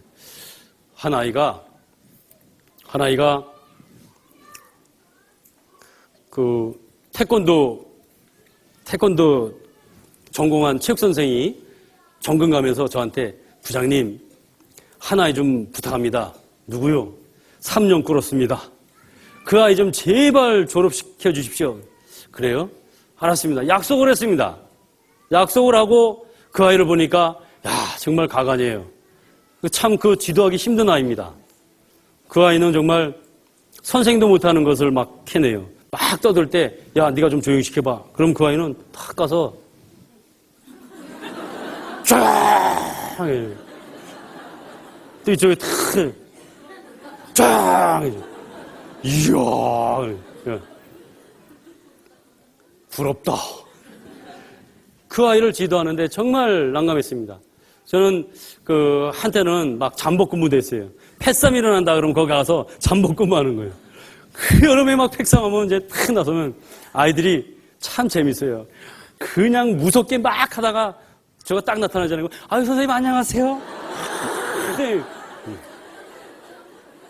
때리던 애들은 야 너를 빨리 가 하거든. 선생님 왜 그런지 몰라. 내가 그렇게 막 정하는 것도 아닌데도. 참 아이들이 참 이상해요. 어떤 아이들은 막 새벽 1-2시에 전화 옵니다. 그러면 뭐 가출했으니까 어디서 봤습니다. 그럼 가서 데려오기도 하고 그럽니다. 그래서 아이들이 새벽에 전화 오는 게 아주 그냥 많았는데 제가 지도하겠다고 약속한 그 녀석이 새벽 1시쯤에 전화 온 겁니다. 술을 먹었어요. 3년 꿇었어도 그러지 술을 먹었습니다. 선생님 저 포기하세요. 저 나쁜 놈이에요. 저 선생님 무척 속였습니다. 저 같은 놈은요 지도하실 필요가 없어요. 당황스럽더라고요. 그래서 저도 야 너 몇 살이냐? 저요? 18이었던가요 그때? 저 18이에요. 8년,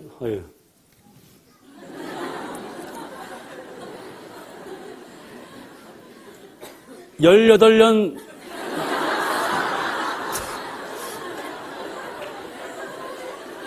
더 이상합니다. 사는 거 가지고 네가 뭘 너를 평가하냐 이놈아. 선생님이 너 지금 당장만 봤으면 패 죽이지. 그걸 지도하냐? 너 10년 후 20년을 내다보고 선생님이 지도하는 거지. 지금 당장이면 선생님 포기했어 벌써. 너 지금 무슨 소리 하는 거냐? 18년 산 거 가지고 괜찮죠? 뭘 너라고 생각하느냐는 거예요. 그 빙산의 일각을 얘기합니다. 너 빙산 알지? 이 일부만 보이는 거지 그 많은 부분은 바다 속에 가려져 있는 거다. 너도 잘 모르는 거야. 앞으로 네가 어떤 능력으로 사회에 나가 살지 모르는데 왜 너를 포기하냐 스스로. 그 제가 빙산을 들어서 얘기했습니다. 이 녀석이 점점 목소리가 줄어들어요. 내려오는 거지? 예. 아침에 딱 정문지도 하는데 왔어요. 선생님 하고 왔어요. 잘 왔다. 근데 엎드려 뻗쳐.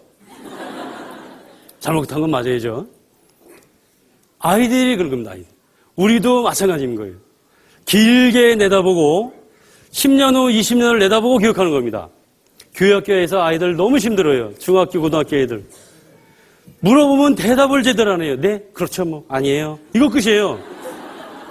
그럼 대답하고 딱 좀 오래 대답해야 나도 좀 이렇게 좀 될 텐데, 응? 막 얘기하면서 그렇죠. 네, 뭐 아니요 그러면 또 질문을 만들어야 돼. 또 이렇게 기껏 질문 만들면 아니요. 또 만들어야 돼. 그런 아이를 참아가면서 지도를 하는 겁니다. 10년 후, 20년 후. 학교에서 마찬가지예요. 그 아이가 10년 후, 20년 후에 동창회 모였을 때 그럴 겁니다.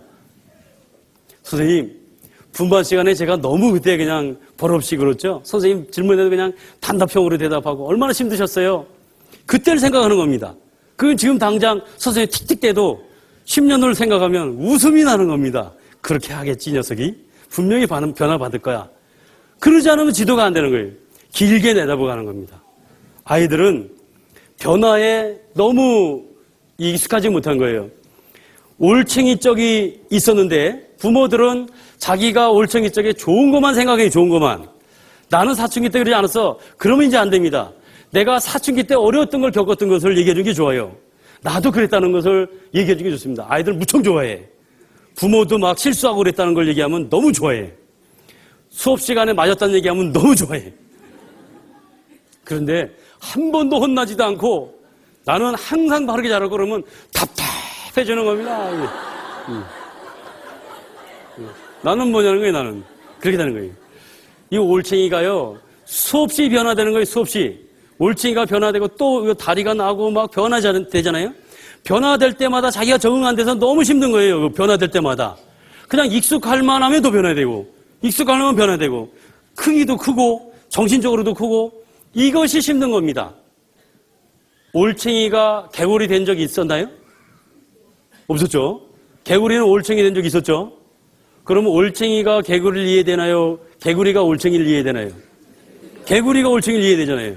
우리가 이해해줘야 되는데 마치 이해 못하는 것처럼 얘기해요. 너 어찌 그러냐? 아빠랑 정말 다르네? 저도 그랬거든요. 그 애들이 얼마나 답답했겠어요. 그걸 나도 사춘기 때 실수하고 어려웠던 거를 시행착오 겪었던 것을 가만히 생각해 보셔야 돼. 그런 걸 하면서 얘기를 해주는 겁니다. 나도 그랬었지. 그때 그랬는데 참 부끄럽지만 그때 그랬다 내가. 그런데 지금 와서 보니까 참 그런 시절이 없었다면은 내가 올바로 성장을 못했을지도 몰라. 그렇게 이제 인정하는 겁니다. 그러면 부모도 그런 실수를 겪으면서 저렇게 훌륭한 아버지가 됐구나. 나의 영웅, 가장 존경하는 인물 아버지, 그 아버지가 됐구나. 이렇게 되는 겁니다. 그것이 중요해요. 그래서 개구리가 올챙이를 이해해야 된다는 거예요. 정체성 확립을 하기 위해서 이 아이들이 이거는 아주 이제 중요한 거라서 혼미가 있는데요. 정체성은 아이들이 이제 사춘기 때 굉장히 어려움을 겪고 있잖아요. 이게 가장 중요한데 이걸 빨리 갖는 애가 있어요. 그런데 아주 정체성 갖는데 힘든 애가 있습니다. 정체성, 자기가 무엇인가. 그 어떤 아이들은 이게 혼미한데, 혼미한 아이들은 너 정체성이 뭐냐, 뭐 능력이 뭐냐, 태도 뭐 모든 거, 성은 무슨 내가 남자로서의 정체성, 뭐 모든 게 있잖아요.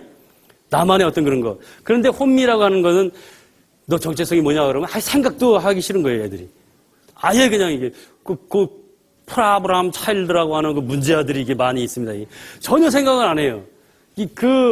자기 자체의 어떤 미래 개척도 안 하고 막 사는 것 같은 아이들이 이제 혼미한 상태인데, 이런 아이들은 그러면서도 사실은 정체성을 가지려고 나름대로 해요. 그래서 남들이 하지 않는 짓을 하려고 그래.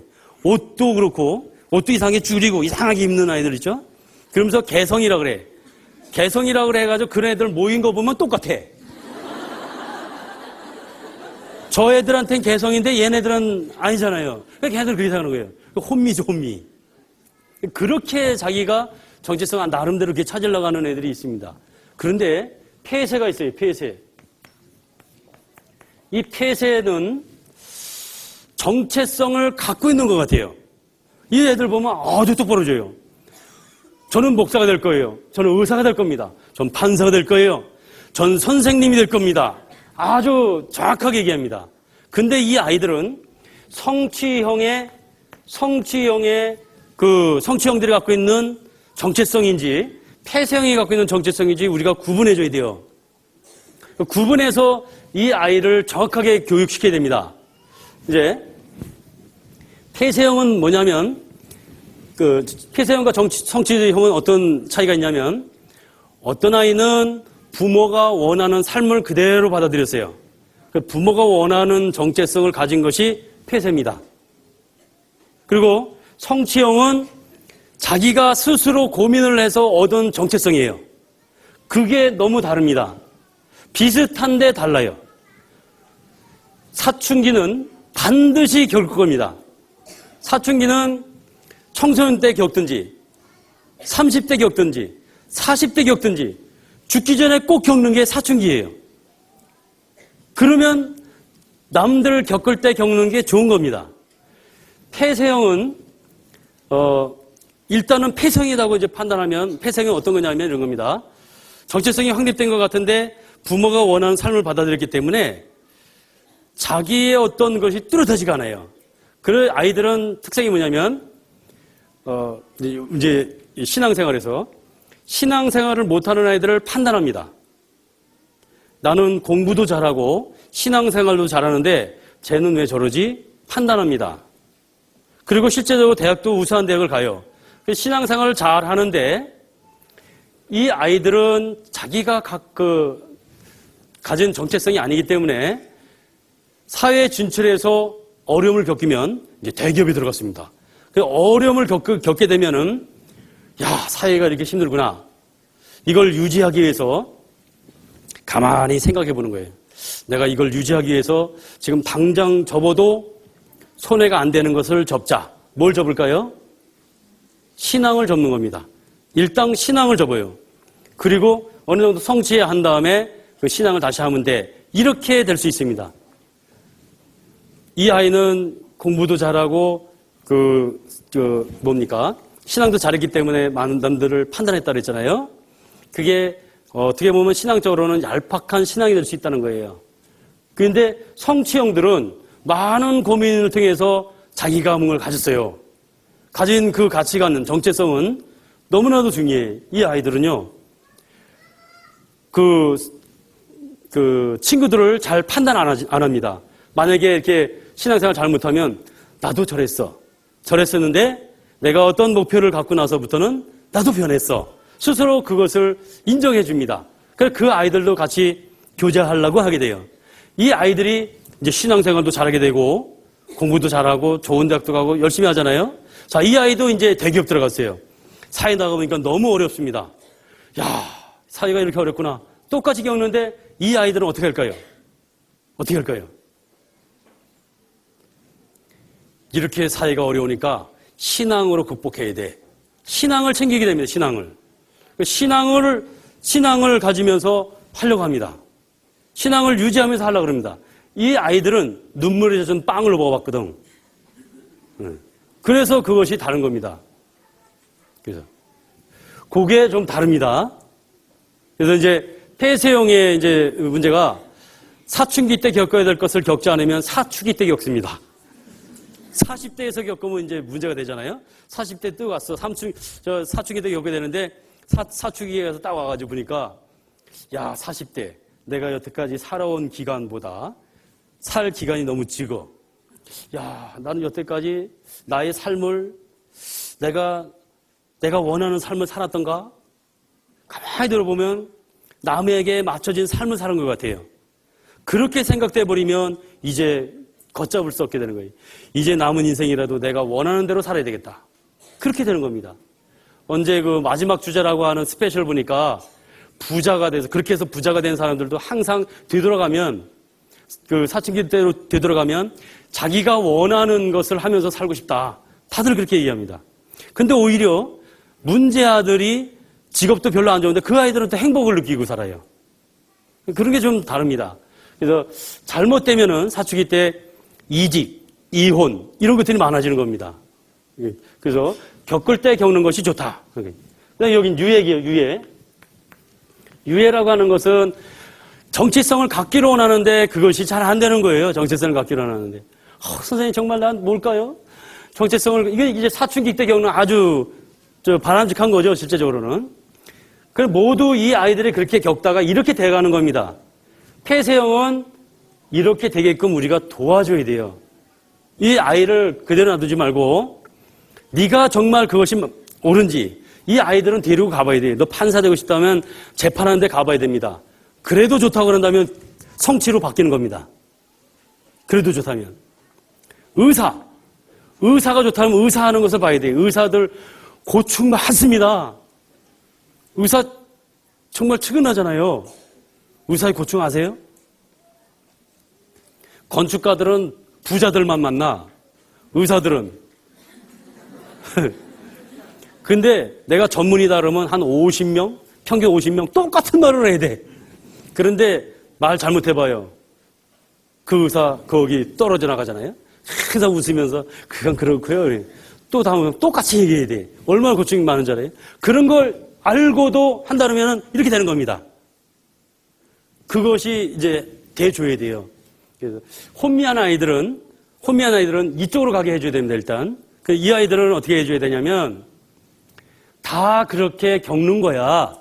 실수를 두려워하지 말거라. 사춘기 때는 다 정체성을 갖기 위해서 다 이렇게 혼란을 겪는 건데 너만 겪는 게 아니란다. 그러면 그래요?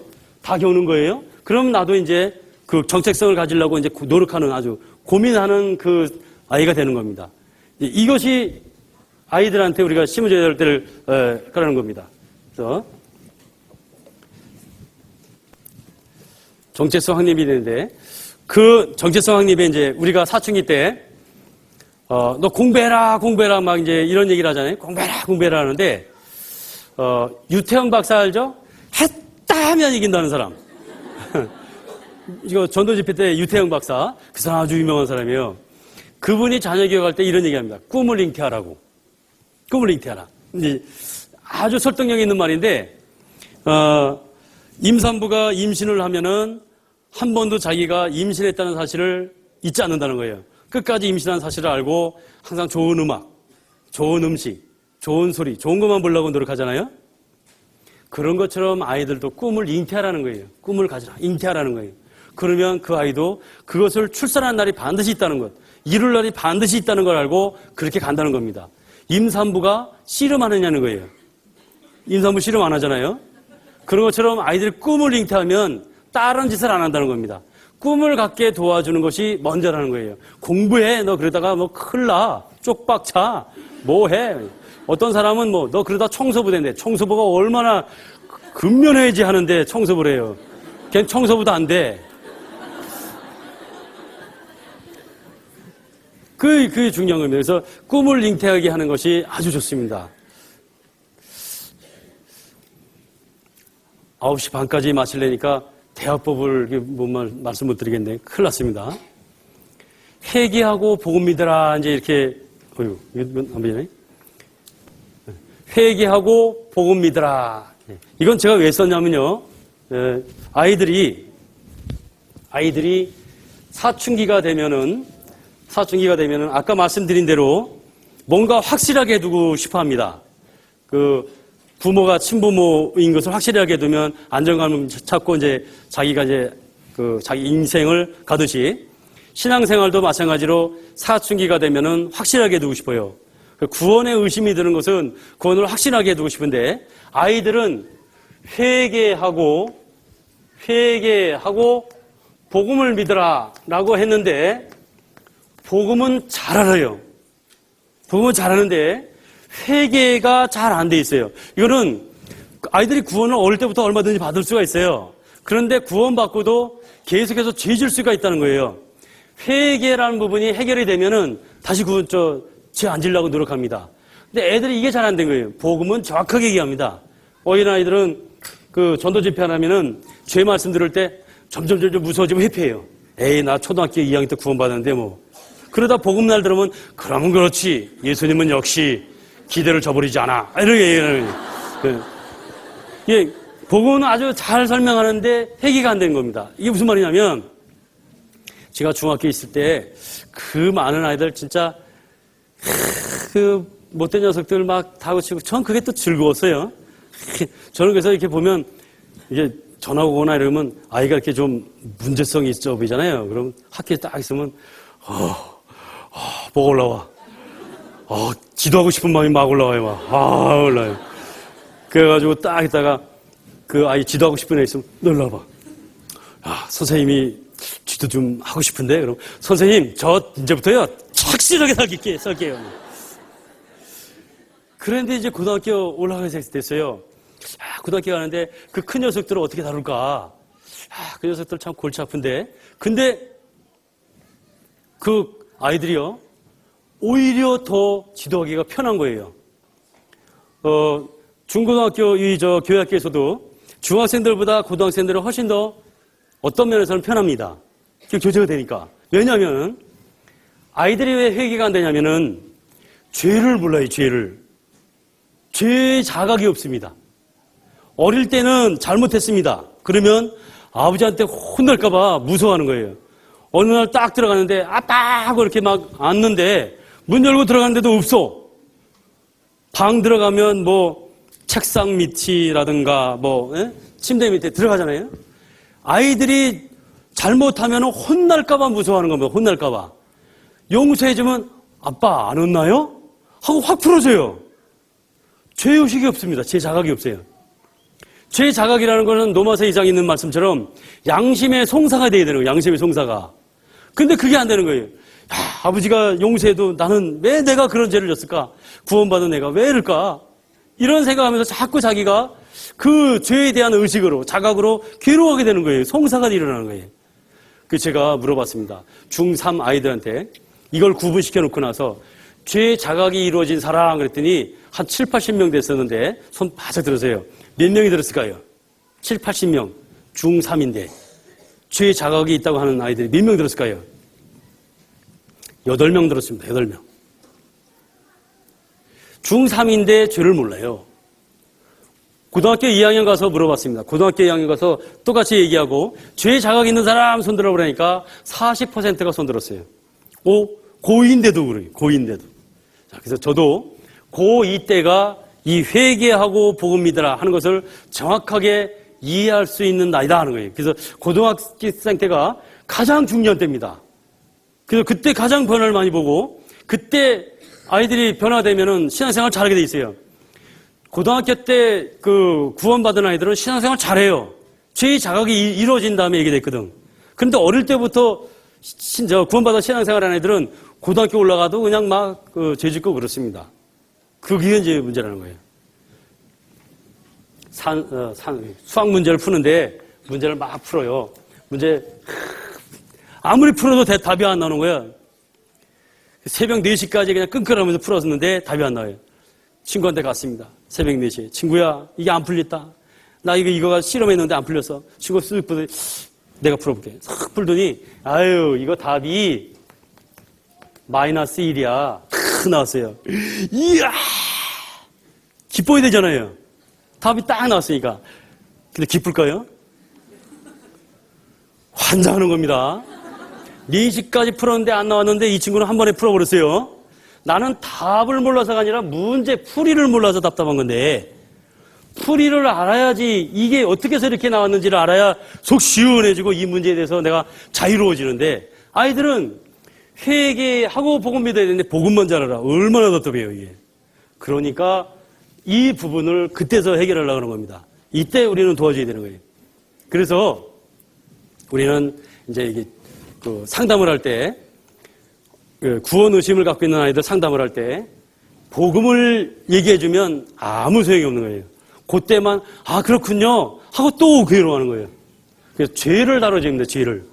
회개가 뭔지, 네가 지옥에 갈 길에서 왜 회개해서 돌아오는 건지, 그냥 놔둬도 너는 지옥에 가는 어떤 그런 운명, 죄 짓기가 빠르잖아요. 또 혹시 그런 삶이었는데 우리가 회개했다는 것을 얘기해 주는 거예요. 죄, 그게 얼마나 심각한 건지 그분이 네가 할 수 없기 때문에 십자가에 돌아가셨다는 것을 얘기해 주는 거예요. 그러면 이것이 이루어지면 그 아이는 신앙적인 것이 변화가 됩니다. 그러면 우리가 원하는 말씀드리는 그 변화된 삶, 그것으로 유도할 수 있고 인도할 수가 있다는 겁니다. 그것이 아주 중요하겠습니다. 그래서 저희가 중고등학교 때 이런 것을 이제 갖는 건데, 너무 이제 중요한 건데,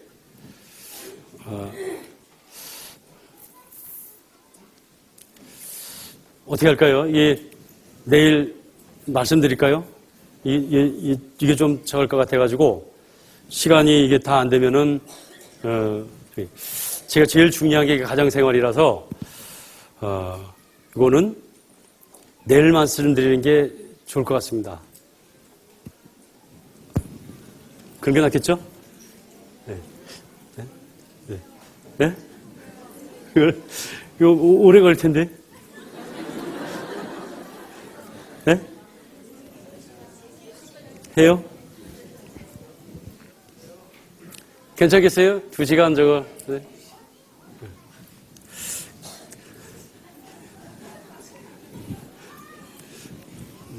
열화 같은 성원에 힘입어.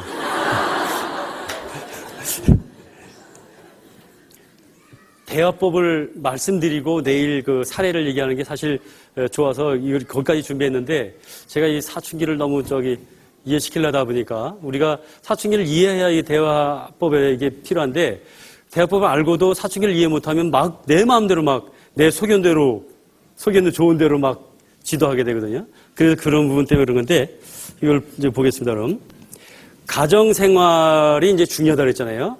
여기 이혼의 지름길 4가지 요인이 있어요. 어떻게 하면 이혼할 수 있느냐? 4가지 지름길. 이제 보겠습니다.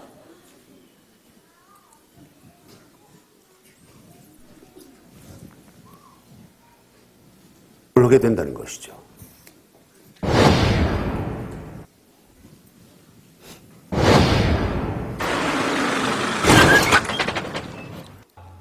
이거 뭐야? 기름 떨어졌잖아. 아까 당신 그 쇼핑센터집 뭔지 갔다 오면서 기름 넣고 온다며? 근데 이거 어떻게 된 거야? 아차. 당신 도대체 뭐 하는 여자야? 어떻게 된 여자가 허구한 날 그 모양이야? 아니 좀 잊어버릴 수도 있지 뭘 그걸 갖고 그래? 아니, 아까 당신 나가기 전에 내 기름 넣으라고 수천 번도 더 얘기를 했잖아. 근데 그걸 까먹어? 어떻게 이렇게 사람이 무책임해? 당신 도대체 할 줄 아는 게 뭐야? 바보 아냐, 바보?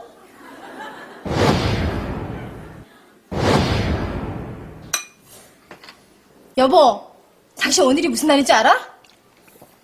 아침부터 또 긁는 소리하고 앉아있네. 뭐? 말 다 했어? 요즘 당신 나한테 관심이나 있는 거야?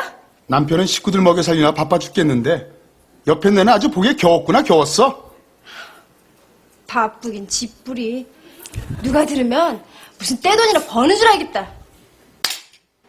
이게 아침부터 성질 건드리네. 말 다 했어? 꼴에 남자라고 자존심은 있는 모양이지? 10년 전에 내 발등 내가 찍은 날 우리 결혼한 날이다. 왜? 이처럼 비행 시간을 단축시켜줘. 애완동물을 키우는 게 아이들 정서 발달에 굉장히 도움을 준다고. 빈둥거리지 말고 제발 청소기라도 좀 빌려. 쓰레기도 좀 갖다 버리고. 당신 오늘 청소한다고 그랬잖아. 나 어제 야근했잖아. 내가 청소 안 한다는 것도 아니고 좀 쉬었다가 있다 한다는데. 누군 야근 안 했어? 나도 어제 야근했어. 그런데 왜 당신만 피곤해야 돼? 너도 피곤할 때는 설거지 산더미처럼 쌓아놓잖아. 제발 당신이나 잘하셔. 내가 언제 그랬어? 언제 그랬는데? 난 하늘이 무너져도 내 할 일은 그때그때 다 하는 사람이야, 이거? 알았어. 알았으니까 우리 1절만 하자. 1절만 해. 사람 말이 말 같지 않지요?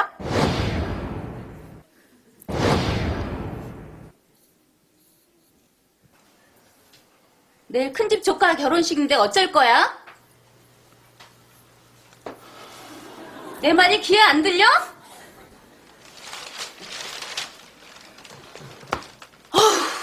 내가 차라리 벽을 보고 얘기하지. 도대체 날 뭘로 보는 거야?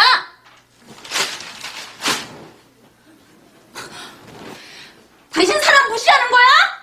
나 혼자 기술하는 거야? 뭐야?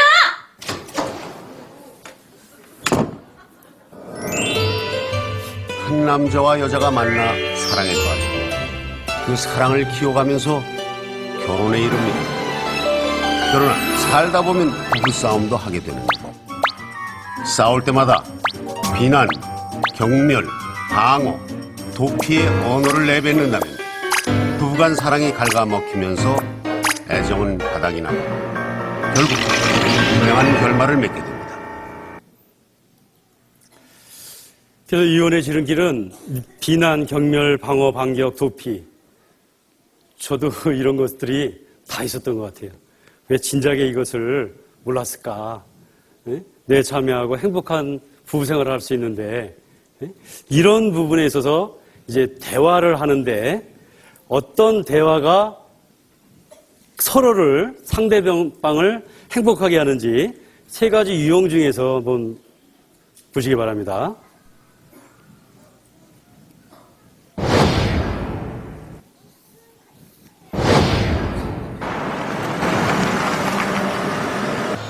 설날 지난 지가 한 달도 안 됐는데 또 가서 제사음식 할 생각하니까 가슴이 답답하네. 결혼한 지 몇 년째인데 맨날 그 타령이야. 명절이랑 날짜 가깝다고. 그러면 안 갈래? 다른 제사도 아니고 아버님 제사인데 그런 말이 나와? 대한민국 며느리들 다 하는 일 가지고 왜 유세는? 내가 기가 막혀서 내가 말을 말아야지. 가슴이 답답하네. 오늘 조카들도 오는데 용돈은 좀 챙겼지? 근데 준영이 녀석은 이번에 대학에 가니까 특히 좀 두둑이 줘. 아이고 용돈은 무슨. 아이고 지 식구 챙기는 거는 참. 가슴이 답답하네. 우리 집 제사가 좀 많긴 많지. 하지만 어쩌겠어. 더군다나 아버님 제사인데. 내가 조심조심 천천히 해서 운전해서 갈 테니까 당신은 눈 좀 붙여. 어머니한테 1시간만 늦는다고 전화하고 좀 돌아갈까? 아니야 여보. 어머니 기다리실 텐데 그냥 가요. 부부지간에 그냥 말 한마디 편도 주는 게 뭐 그리 어렵습니까? 여기에 행복이 달려있는데.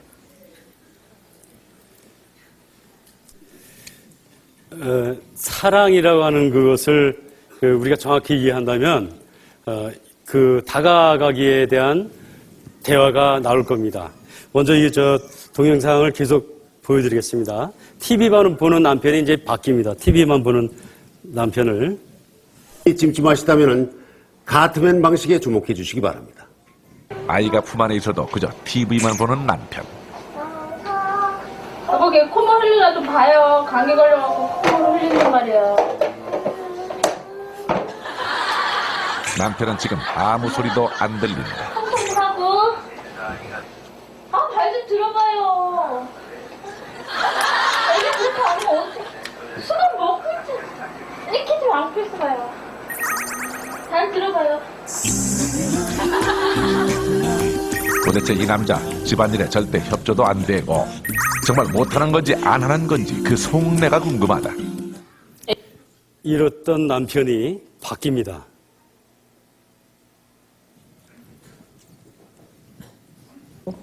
가사 분담의 기술과 함께 남편과 정서적으로 교류하는 방법까지 배운 아내들. 과연 실전에서 효과가 있을까요? 소파를 침대 삼아 TV만 보던 남편은 간대없고 살뜰하게 집안일을 돌보는 남편으로 확 바뀌어 있었습니다.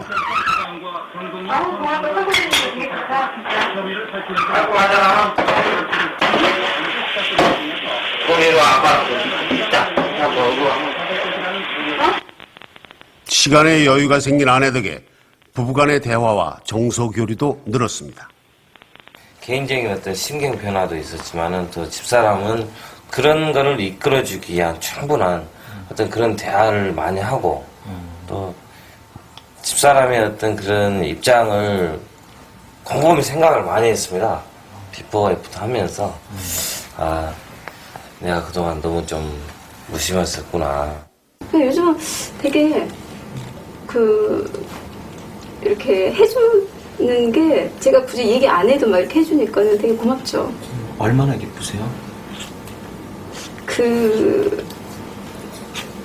기쁘다보다는요 더 좀 더 존경스러워요.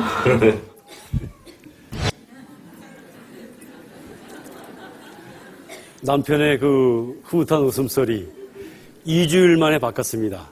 그 대화법은 아주 간단해서 이렇게 효과가 2주일 만에 나타날 수 있습니다. 부부가 아이를 교육하는 것이 아주 중요한데 혹 혼자서 키우시는 분들도 이 대화법은 오히려 더 논의하지 않고 혼자서 할 수 있기 때문에 더 잘 될 수도 있습니다. 이 방법은 내일 말씀드려야 될 것 같습니다. 이 사랑에 대한 것을 이해하고 말씀드려야 되기 때문에 그 내일로 미루겠습니다. 기도로 마치겠습니다. 자비하신 아버지 하나님, 실로 감사합니다. 저에게 귀한 자녀 주시고 그리스도로 양육할 수 있도록 교훈 주심에 정말 감사드립니다. 올바로 교훈할 수 있도록 더욱 일깨워 주시고 저희로 먼저 말씀을 이뤄가는 삶 속에서 본이 된 삶으로 가정을 이뤄갈 수 있도록 도와주시옵나이다.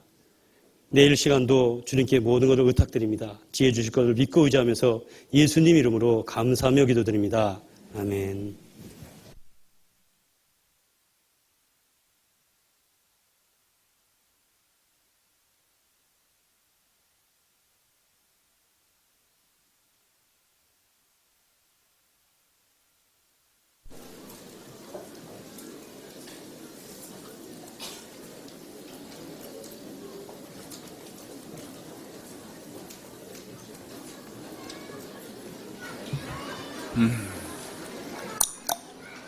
예, 늦은 시간까지 말씀 경청해 주셔서 감사드립니다. 특별히 내일 계속 말씀이 같은 장소 같은 시간에 이어질 텐데요. 내일은 유아를 별도로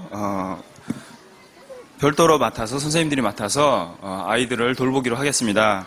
그래서 내일은 아이들이 오면요 교육원 5층이나 아니면 6층 입구에서 안내를 받으시면 되실 것 같습니다. 늦은 시간 안녕히 돌아가십시오.